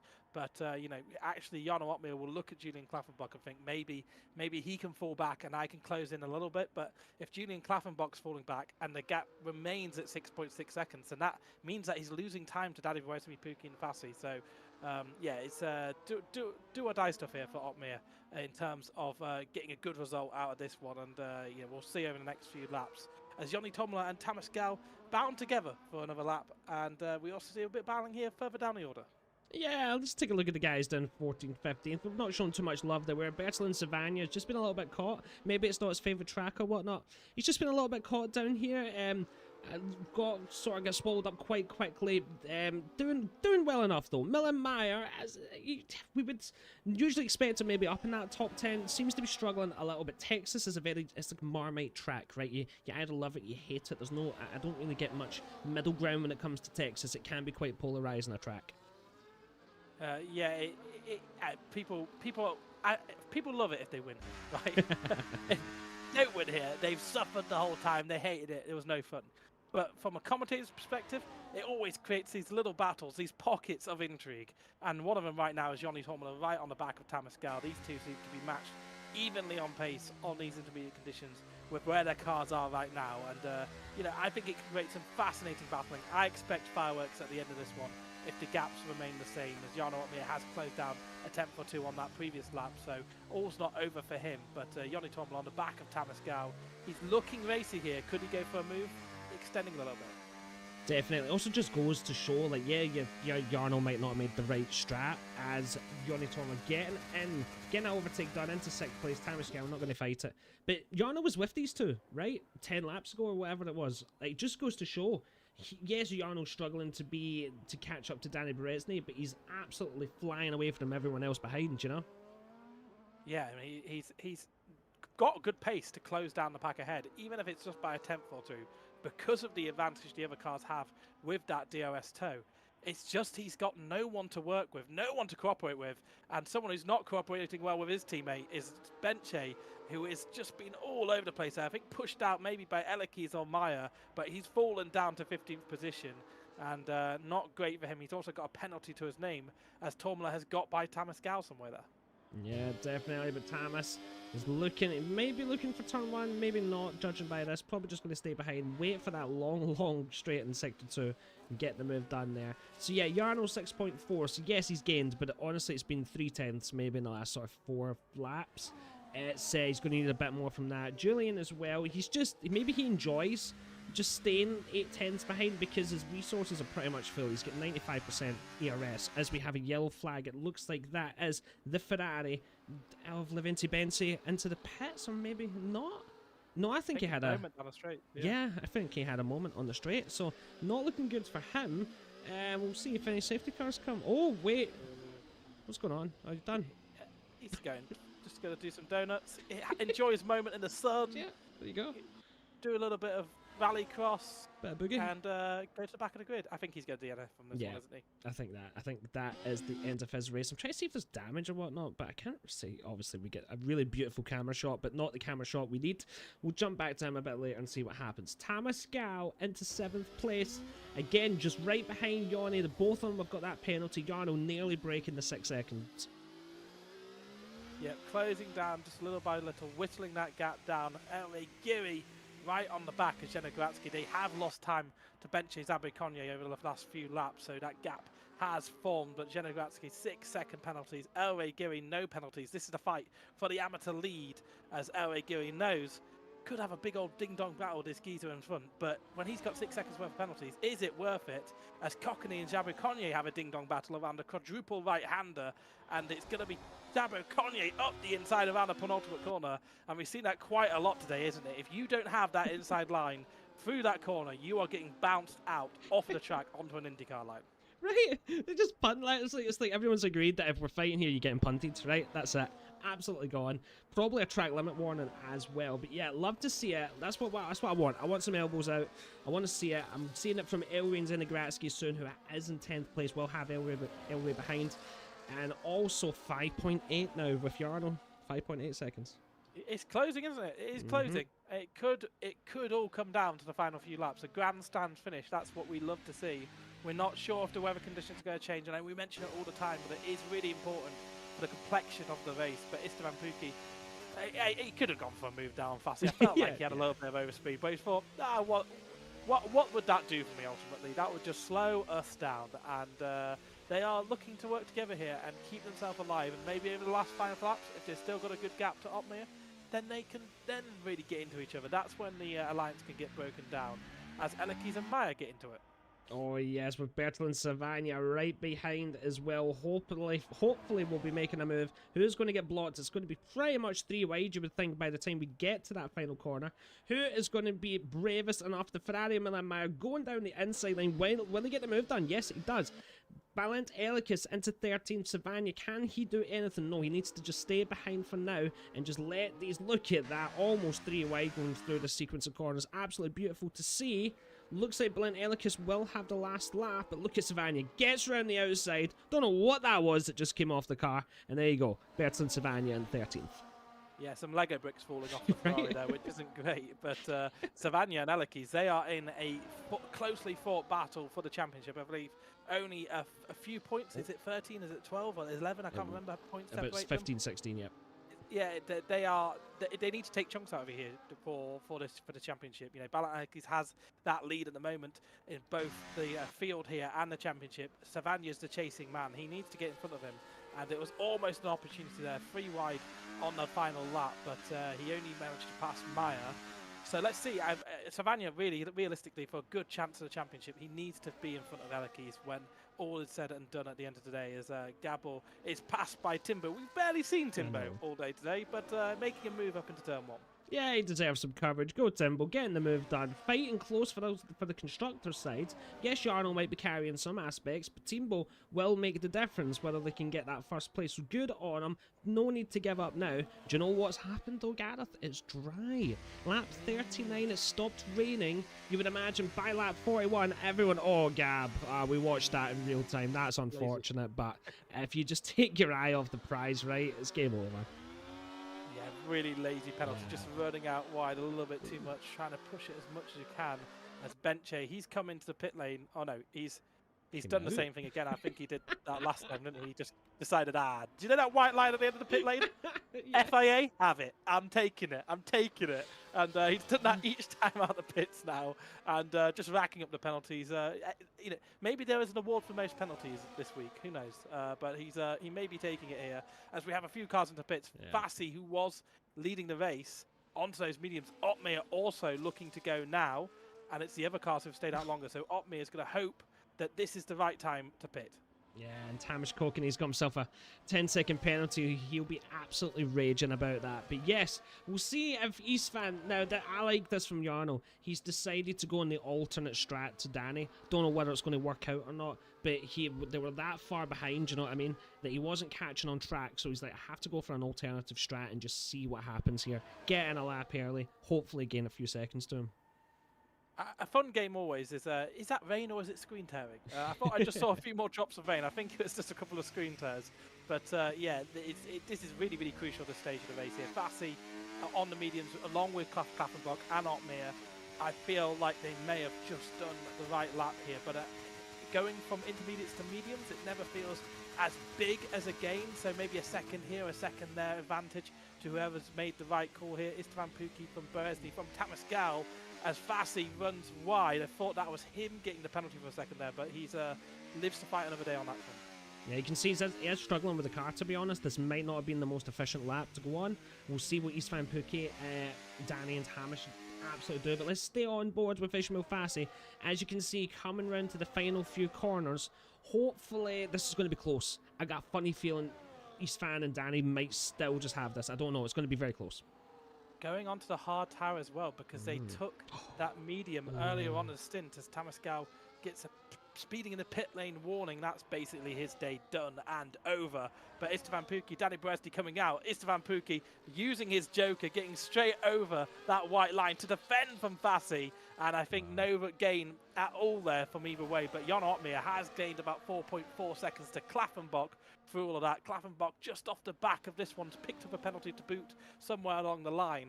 But very, very interesting tactics there from Pukki. He cannot extend that exit anymore. Yeah, it's just unfortunate to see. Interesting to see the hard guys. I feel like maybe this is just all they had left. Elwi Gurney into 11th, by the way. They took the mediums, didn't they, in the previous stint? And that's maybe why Opmeer went for those softs in the end, thinking, what if it doesn't come back at the end? Oh, definitely. Ishmael Fassi just showing that he might have warmer tyres here. But Istvan Pukki at the same time just put his foot down, used a bit of battery. It's not going to be enough. Will be going for that. Gets it done. Mediums, I think this is the strat you want to be on. I got a funny feeling this whole Danny Beresny, Jarno Opmeer fight is going to get very close. Danny needs to win this, and he needs someone to try and take that second place away from Jarno.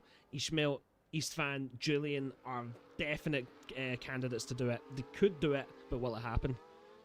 Ooh. Yeah, they don't want to fight too much as well, because that would just allow Opmeer to be reeled in as we see Levente Benche take his final penalty of the day, and he has retired from the race. That's a sad thing to see. I was hoping we could get to triple figures from him. But Danny Beresny is, he's in a difficult position. 16 laps on mediums, that feels like a perfect number, right? So you must think that Opmeer is going to have a good tie at the end, as Klaffenbach has been able to get involved back with this battle. 1.5 second was the gap.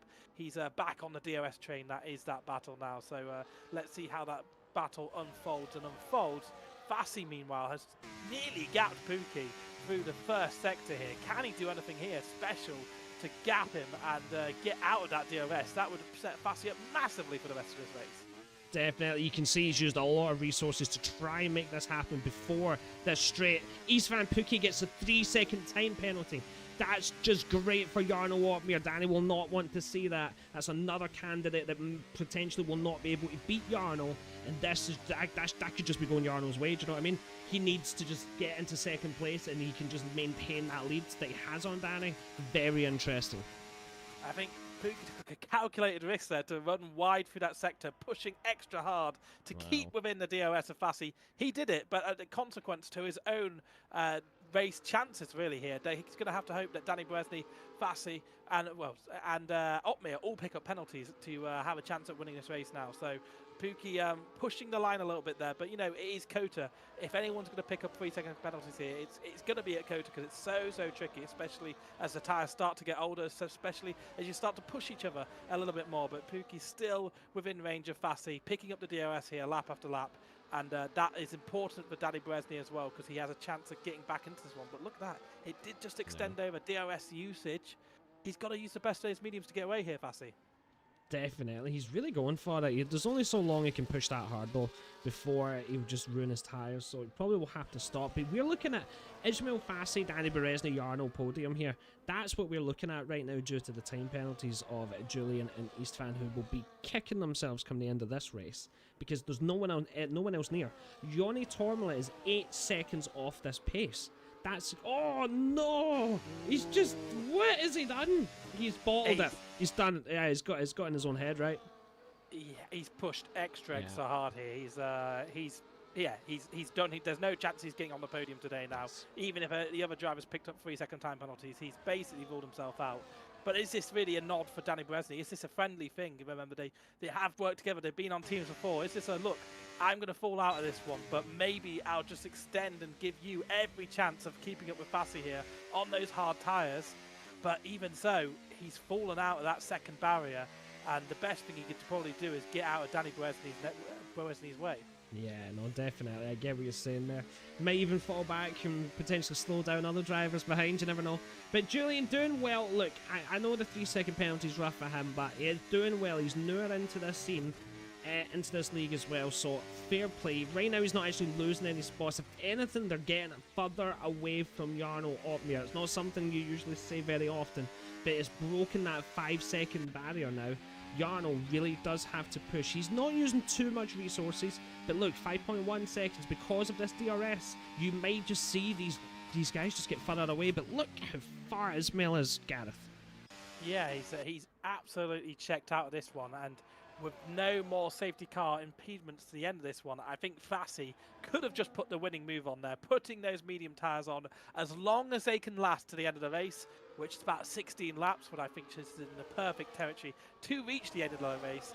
Fassi could be putting his hands on the top trophy here and going on to the top of the podium. Mr. Van Pookie probably won't be at the podium, but look, Jarno Opmir, he may have lost a little bit of time overall. So Klaffenbach, I think he's got to get past these hard runners. I think he's got to try and promote a gap. Danny Beresny going to go for a move on Pookie. Is Klaffenbach going to get involved with the big boys here? Klaffenbach past Pookie, not past Beresny though. Yeah, definitely took the moment there.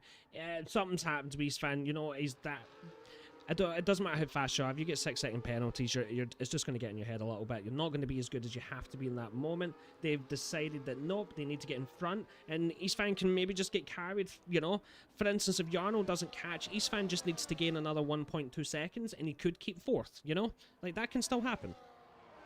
Absolutely, Klaffenbach second on the road if he gets by Danny Beresny, and Danny Beresny picks up a penalty. He's not second on the road at all. I don't know why I said that. Let's reverse that one. Elway Geary, he's in a little bit battle of his own with Savanya at the back. We'll keep an eye on that one, but Pookie just looking to keep DOS with Klaffenbach. And I really felt Klaffenbach was maybe going to go for a move there through turn one. If he wants to catch Fassi, he's going to have to get on with it himself. He does have that penalty to his name, but he is racing the clock. He is racing against time, and he's maybe thinking, I could get a podium here. Klaffenbach could get third here in the Ironman League. With the gap to Jarno Opmir, what it is at the moment with the penalty he has, second place difficult, first place really, really difficult. But you know, who knows? Here we go. I think Klaffenbach's going to have to go for a move this lap. Oh yeah, no, definitely. We'll see if he does. Him and Danny, if they can just swap DRS, do you know what I mean? They can easily catch up to Fassi. Like, they just need to use each other in a smart way, not F about, at all. As you can see, look, using that DRS, it was about 1.5 seconds they were behind Ismail Fassi. It is now 1.1 seconds just on that one straight. Do you know what I mean? So as long as you Milan Meyer, he's came back into the session, and sadly his car has been DNF'd due to one of the game's features. Hate to see it. Unlucky Milan Meyer. Hope to see you next week, and hopefully it's a better day for you. The absolute classic there of F124. But Julian Klaffenbach, what is it, 1.2 seconds is the gap? Yeah, as you say, if they can convoy, if they can relay a bit, they could easily pull in Julian Klaffenbach. Still, Jarno Opmeer is struggling, and remember, Jarno Opmeer is on that medium tyre. He should be in a good position to close in on these three, but because of the cooperation and the DRS and being out there on your own in no man's land, it's costing Jarno Opmeer dearly here. And on a day where he could have wrapped up the championship with points going his way, it looks like Danny Berezny is going to take chunks out of him in the championship. As things stand on the road, Danny Berezny looking good for a second position, but if Klaffenbach can do enough to claw his way back up to Ismail Fassi, it could be a win for Danny Berezny in this fight, and that could be big points going into the final round next week. Yeah, like, we could be within 5 points of each other at this rate. If Danny Berezny just absolutely sends it, gets that either first or second place, and Jarno stays where he is. Look, he's lost half a second. Gareth, it just doesn't matter how fast you are. Like, we know he's a fast driver, but this game rewards driving together with other opponents. It really rewards it in a really powerful way, and you can see that right there. Jarno's 6 seconds off. He's lost another half second on that one straight. Yeah, and it's almost a second there to Ismail Fassi. 1.1 seconds it just extends out to. So Fassi, after all that brilliant work, that strategic play to break away, it may still not be enough. If those medium tyres start to crawl away from him pace-wise, that 1 second buffer, that 1/10 buffer he has at the end of turn 12, could be really difficult for him, and he could yet find himself in a four-way scrap for the lead. Fassi's just got to lap after lap hit his targets and maintain as much delta as he can to the cars behind, so they can't do the DRS slingshot and get back into position, as we have Zenogratsky and Kokody battling away for 9th position. Further down the order, Elway Giri's just losing a bit of time to Savagna. I think Savagna's got that position off him firmly there, so Savagna could be picking up, is that first in that championship at the moment in the standings on the order? It's really hard to work out who's an amateur and who's not sometimes, so yeah. Forgive me on that. It should be Zenogratsky, be 9 seconds of penalties, right? So he's going to tumble down a little bit there. Tamás Kokony with 23 seconds. Fair play, that might be the most I've seen in Ironman, to be honest, so fair play, well done. Someone's got to take that record. Istvan Pukki, 1.2 seconds behind Danny Berezny. Ismail Fassi, somehow, even with not having DRS, has somehow been able to, like, keep... I don't understand what's going on. How are they not catching him? He must be absolutely flying around Sector 1 in particular, and probably Sector 3 as well, because he's never winning Sector 2. Yeah, he's locked in. He's absolutely locked in, is Ismail Fassi. And Jarno Opmeer has picked up a 3-second time penalty. That's huge for the championship. Yeah, that's mad, Danny. Just bring it home at this stage, and this is actually mad at this point. So Jarno would finish 5th. Danny could be looking at 1st and 2nd. The points difference between that is nearly just over 10 as far as I'm aware, 10 to maybe 15. That's exactly what he needs. That's what he needs. Yeah. That is what he needs. So it's going to be 2nd or 1st in this race for Danny Berezny if he keeps it penalty free, which I do hope he does, because it would be a fascinating battle into the final round. Ismail Fassi just locking it in. Istvan Pukki being the lead car, that has really hurt them over that lap. 1.4 seconds is the gap. I think it will grow through this first sector, but each lap goes on, those mediums just start to fall away a little bit more from being the optimum tyre, and those hard tyres come into it a little bit more too. So if they can keep it at 1.5 seconds, 1.4 seconds, then Pukki, what's an extra penalty between friends, hey? He's picked up another one, but Danny Berezny's going to have to slingshot here and close that gap down, as Klaffenbach almost into the back of that Mercedes, and I think we'll see Danny Berezny pass here once again, but will they get under that second barrier? It's so important. Well, that's just put a different dynamic, Gareth. Istvan Pukki now. So Julian into 3rd place, getting the move on Danny Berezny. But Istvan with that 9-second penalty now means there's 6 seconds of penalties between him and Jarno, and there's not that much, as you can see. You know what I mean? Like, Jarno, if he could catch up a 1.5 seconds or something, might actually be able to steal the spot off Istvan Pukki. and get extra points. Yeah, he certainly could. People checking out in chat because Jarno's not going to win. That's a real shame to see. We do have an extreme battle going on here. It's a tactical battle between Pookie, Klaffenbach, Berezny and Fassi, the lead car at the moment. So do not check out because I think this could be a thrilling finish. And you never know how the penalties are going to stack up here. And you never know how Jarno Uppbeat could get back involved with this one. You know, it could be 4-0, but you can come back 4-4. So who knows what could happen. Danny Berezny in 4th position, but second on the road, picking up points to close down that championship lead. It's absolutely thrilling here. Fassi just seeming to do enough lap after lap to keep those cars at bay behind and doing a super job. If Fassi wins this race, he fully deserves it with the work he's putting in right here. Yeah, I mean, this game is such a DRS game, and like he's kind of showing everyone that he's in first, and he's keeping it right. He's maintaining that. Obviously, you can't do it with every track, but a track like Texas is obviously giving him that ability to do it, along with really great driving. A little bit surprised that Istvan, Julian, and Danny have not actually been able to catch up. Yeah, I'm a bit shocked. Yeah, I mean they've just been really putting in the laps, and I think it has come down a little bit. But it's just the fact they've not been able to slingshot past with that DRS over the last few laps has really struggled them. Julian Klaffenbach getting in the way of that kind of hard pairing relay, I think, has been what's made it really difficult there. But Jarno Uppbeat is just, I think he's recognised he's got that penalty, and he's just lost a bit more time there. I mean, he's got no threat from behind. 19 seconds worth of penalties from Jolly Tormula, 9.4 seconds behind him. He just needs to get it home here, secure 5th position. But Danny Berezny, he knows second is already secure. First is up for grabs. Every single point matters. He's got to play his cards right. We have 7 laps left of racing.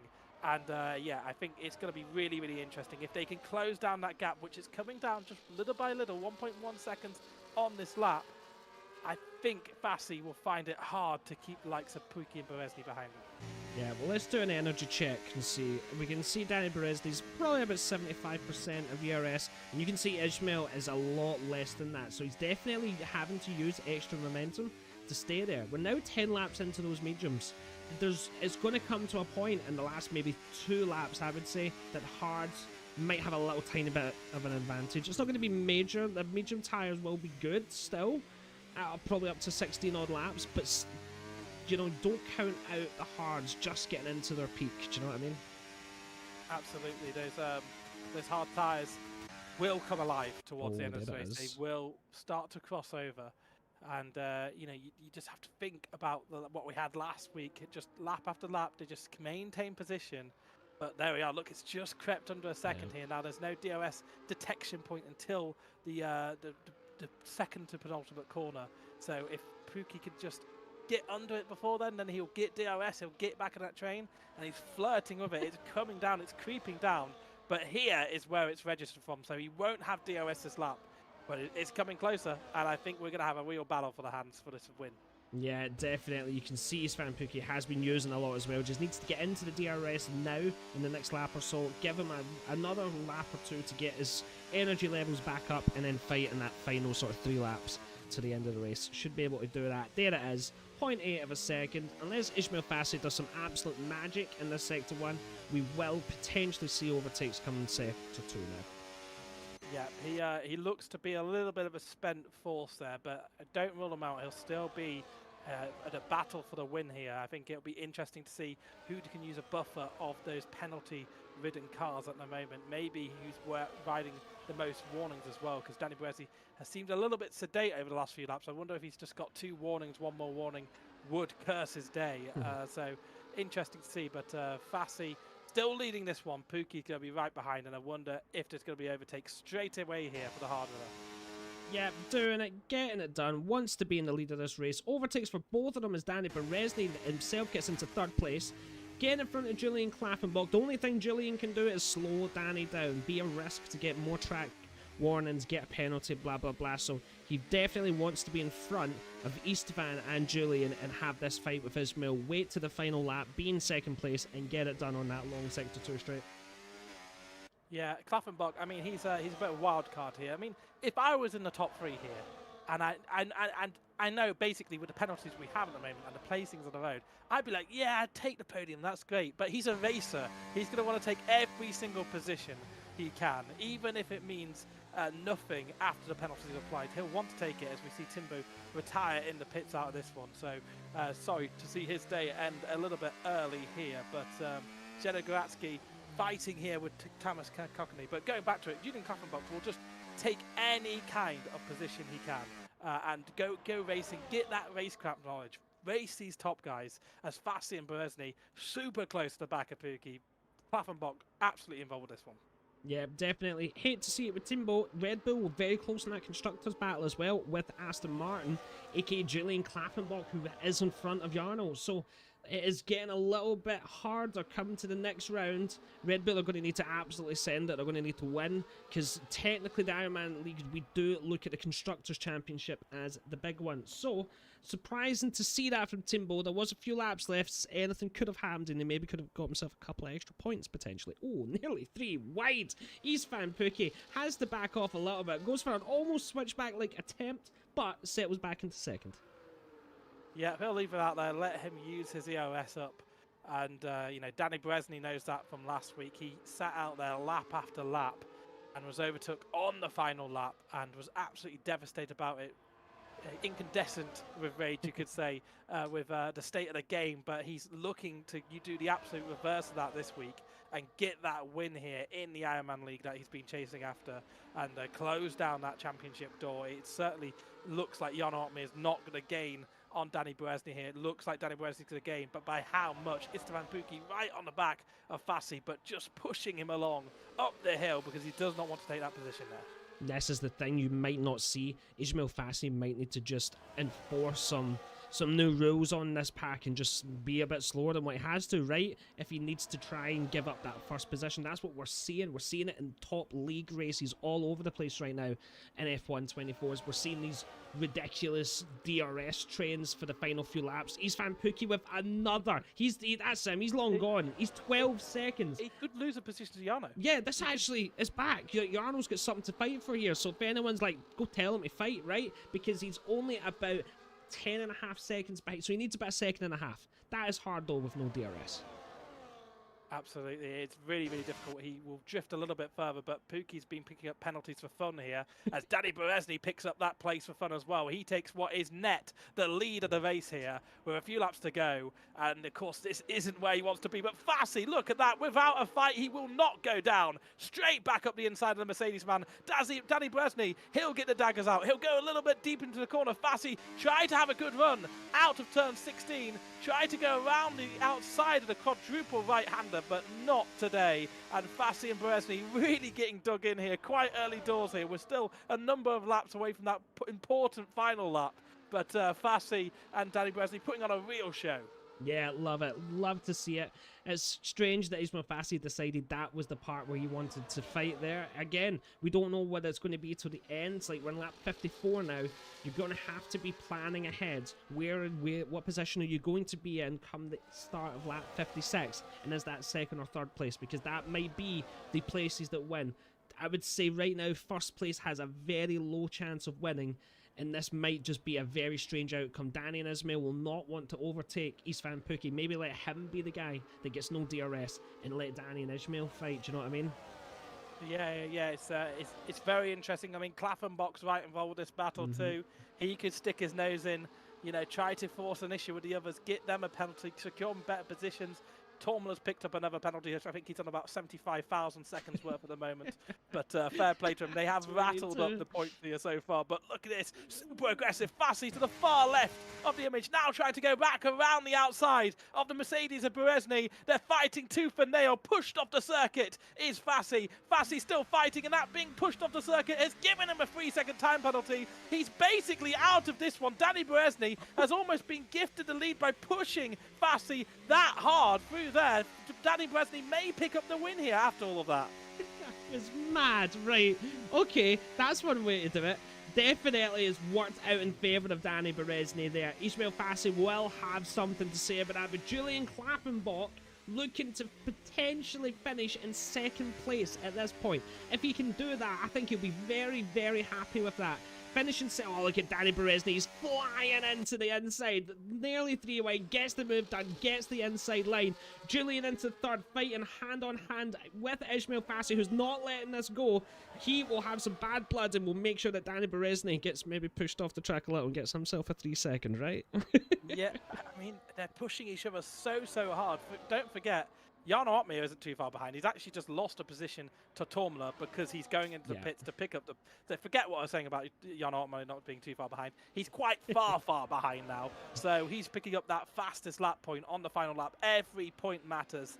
And he's a smart man for going for it. But Fassi, Berezzi, Klaffenbach, it could yet all still come to tears. And Fassi will probably feel a little bit of a grudge towards Berezzi that he was pushed out so wide and gave himself that time penalty. Well, I wonder if there's anything to be investigated after the race. But Fassi will push as hard as he can. Klaffenbach looking to get involved. He's going to go around the outside of Fassi. Fassi's going to leave him the space. But Klaffenbach's not going to have to drive out the corner. So they're going to stay as they were as they went on to lap 55 here. But Berezny is in a good position off the road, but on the road he's in a bit of a bad position. He could lose these places, but as long as he doesn't pick up a penalty, he'll be happy with that, Scott. Yeah, am I losing my mind? Did Jarno Opmeer just give up 2 spots to gain 1 point for fastest lap, but he's given up 2 spots? He could have finished 5th or 6th. Penalties? Penalties? Oh, thank goodness. Right, I thought I was losing my marbles, man. Right, cool. That works for me. Very smart. That's why I'm not one of the racers in here. Yeah, I mean, to be honest, any other circuit, he would have lost positions there. But this circuit has been so damaging to some of the drivers, penalty-wise. But Berezny, he was really disappointed after last week's race. So it will be so sweet to taste victory here in a race which hasn't really been that too determined by a massive DRS train. DRS, of course, has been a big part of it, claiming back that gap that Fassi has created. Fassi will be so disappointed to be chasing Berezny here with that penalty to his name, given how much he put into that breakaway he did a number of laps ago. Yeah, and can I just say, well done. I don't think I've seen this many penalties in any sort of high-end league that what we've been able to do. That is incredible. As we're coming into the final straight, Ismail Fassi will be going into second. Look at the difference. They're taking as all of the track as they can. Ismail Fassi, Julian Klaffenbach fighting it out as much as they can because every spot matters. Danny Berezny just going to stay behind. Ismail Fassi gets the switchback done. That was absolutely beautiful. What can Julian say as we're coming to the final few corners in this race? Let's go. Yeah, Danny Berezzi just sitting back on all of this and knowing that the penalties will come by.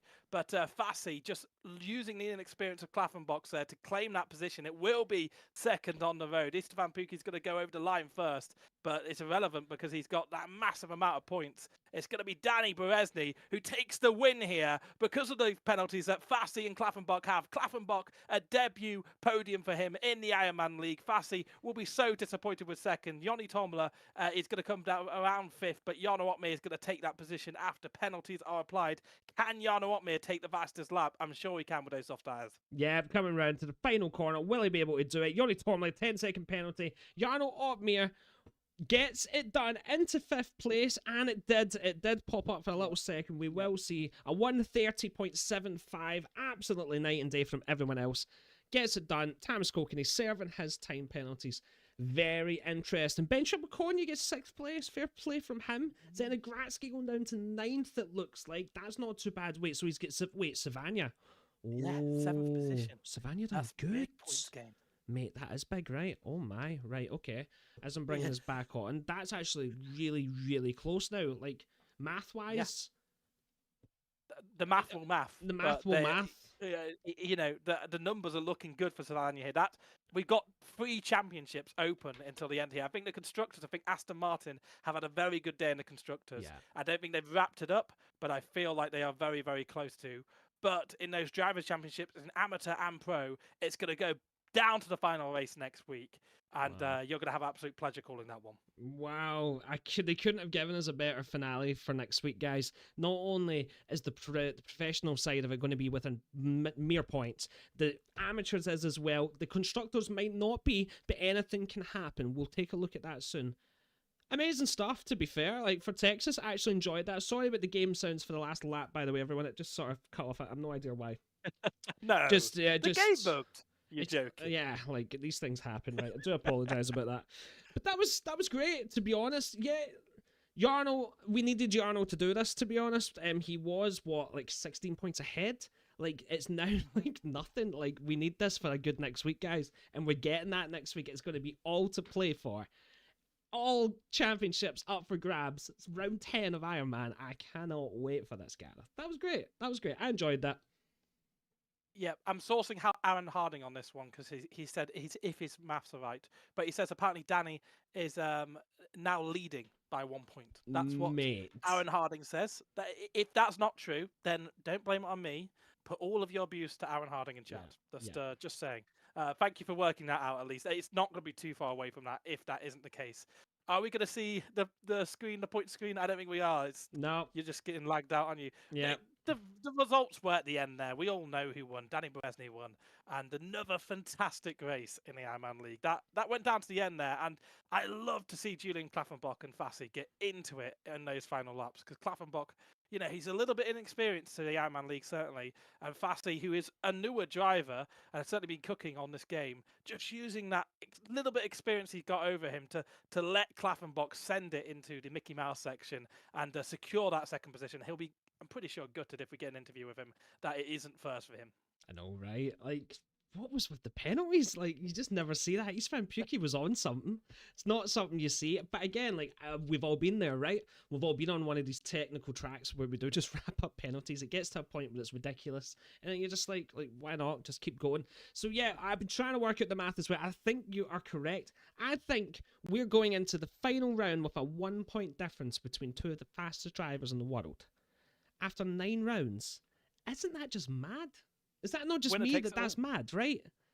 That's it just shows the competition. Any little mistake, and realistically, that whole race you can put down to one mistake from Jan Altmaier. It wasn't taking those soft tires because that certainly hurt him, but it was going that extra lap on the soft tires that put him completely out of control. Because not only was he suffering from the lack of grip from those soft tires, but he was suffering from a lack of grip from a deluge on track. So just one mistake has twisted this all into a different position where Danny Beresny leads the championship. But whoever finishes in front of those two, it doesn't matter where they finish, really. Fastest laps may come into it, maybe.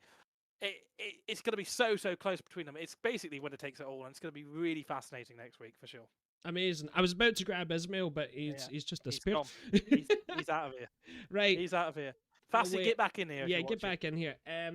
I'm holding out for my guy Danny. It's the Danny Beresny podcast every week. I'm sure I will not be let down.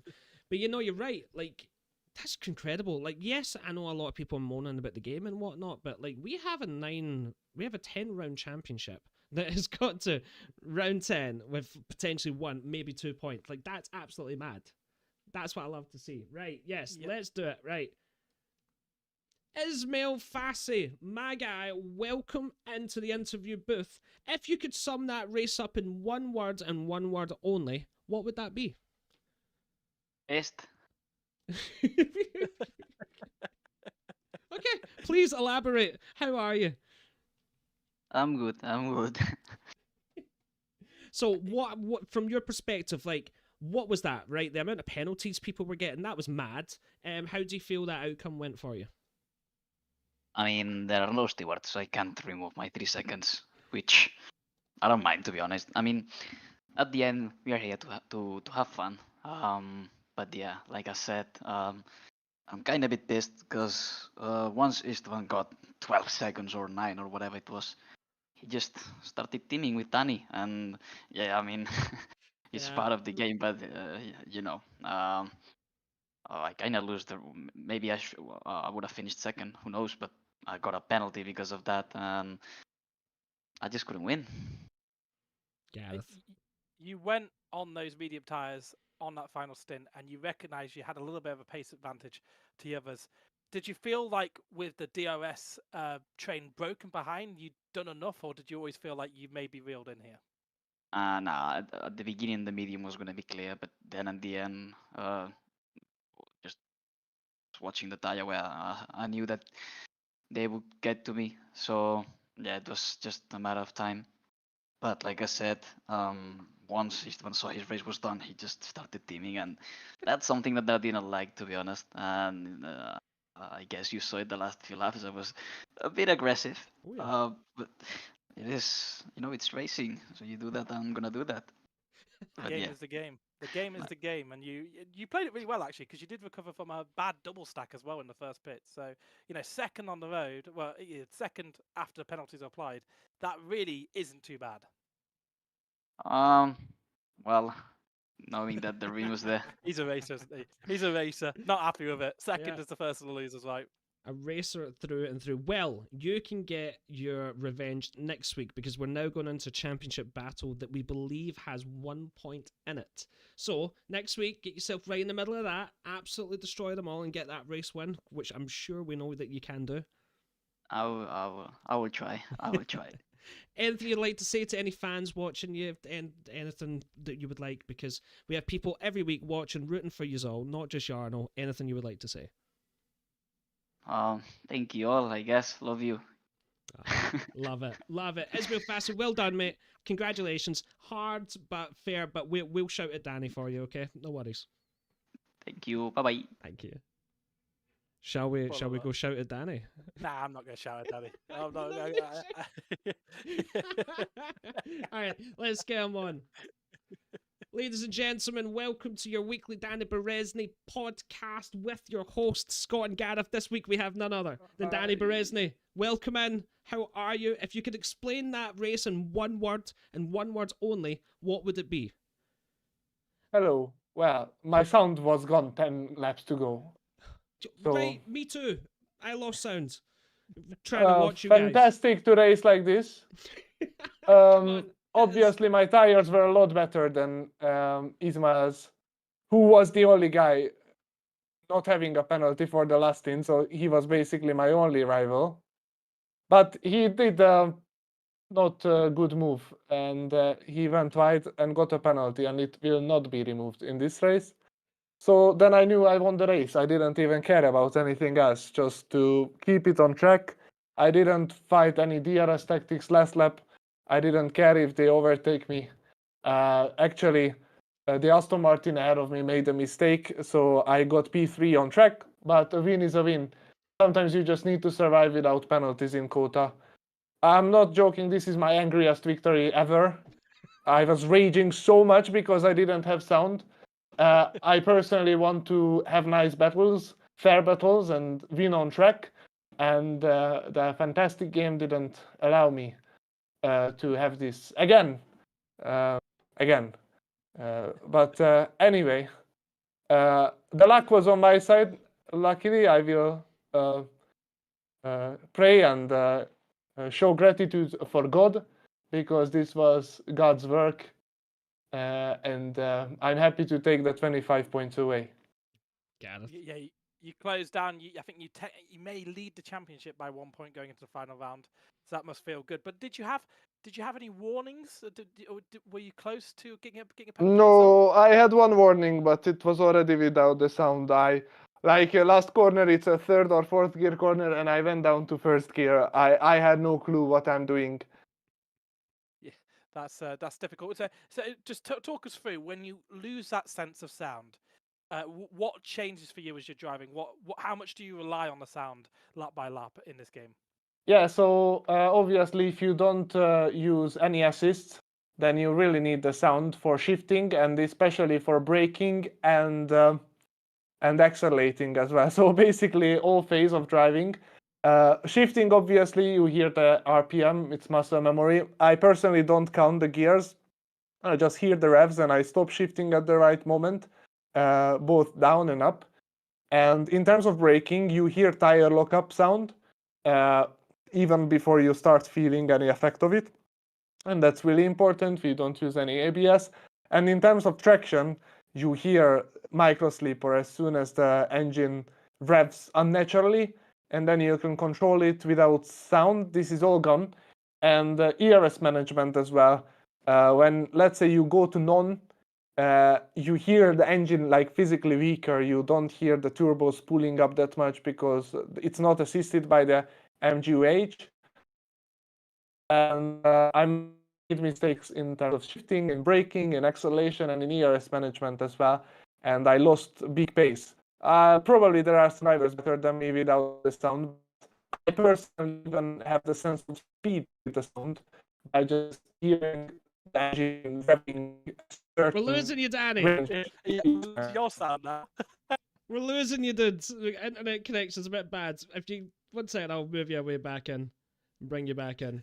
Sorry about that, Danny. Give us a few words you were saying at the end there. You broke out a little. And we lost them. I did too. I think I don't sound even good either. Mate, what's happening? We're wasting away at the end. I do apologize, guys. 1 second, I will move myself out and go back in and see if it was me. We'll try and get a few wee words. Can you hear me, gentlemen? Yeah, I can hear you a little bit better.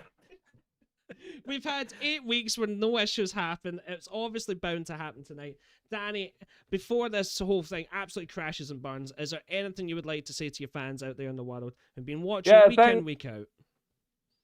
Yeah, well, I will talk slow because maybe it is hard to understand, but thank you for your support. I love it. Danny, it's been so fun. Yes, I know you were raging, but do you know what? You got your elbows out. You done what you needed to do to get that win. And yeah, looking forward to next week championship finale. It's all in your hands, whether you can do it, whether you can beat Jarno or not. Ismail Fassi and others will have things to say as well next week. They'll be in the mix. Best of luck to you, Danny. Thanks once again for joining, and I'll see you next week, yeah? See you.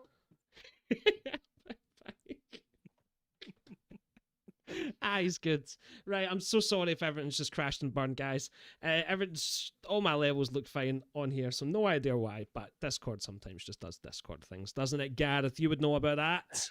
I know all too well about that. I don't know if I sound garbage, just cut me you're off. But I cut through Discord. Me and Discord have an understanding. If it's having problems, I change my voice. I start speaking like Danny Berwesny in an interview. That's great. That's just, I love that. Long and slow. Oh, his angriest win ever. Right? Wow. Raging. He Love is it. raging. He's winning and raging, and maybe that rage inspired him to victory. We don't know. We need more angry Danny, and like that right angry, the right level of angry. Yeah, I'm with you. I was raging when the sound went for us as well. I was like, oh yeah, typical last lap. We go, but what it just shows, maybe it's a lobby thing. Maybe there was a few drivers that we've not spoke to had similar issues. Hard to know. But do you know what? I think we've had another banger of a race, haven't we? It's been 9 rounds. 9 100% races, 9 reverse grids, 9 times where these professionals at the back have came forward and absolutely dominated the race. We've not had a single amateur contestant win one of these races. It's been the same names. And do you know what? It's all led to this final round. 1 or maybe even 0. I don't know if the fastest lap point was calculated in that or not. No idea. But we are talking about minuscule points.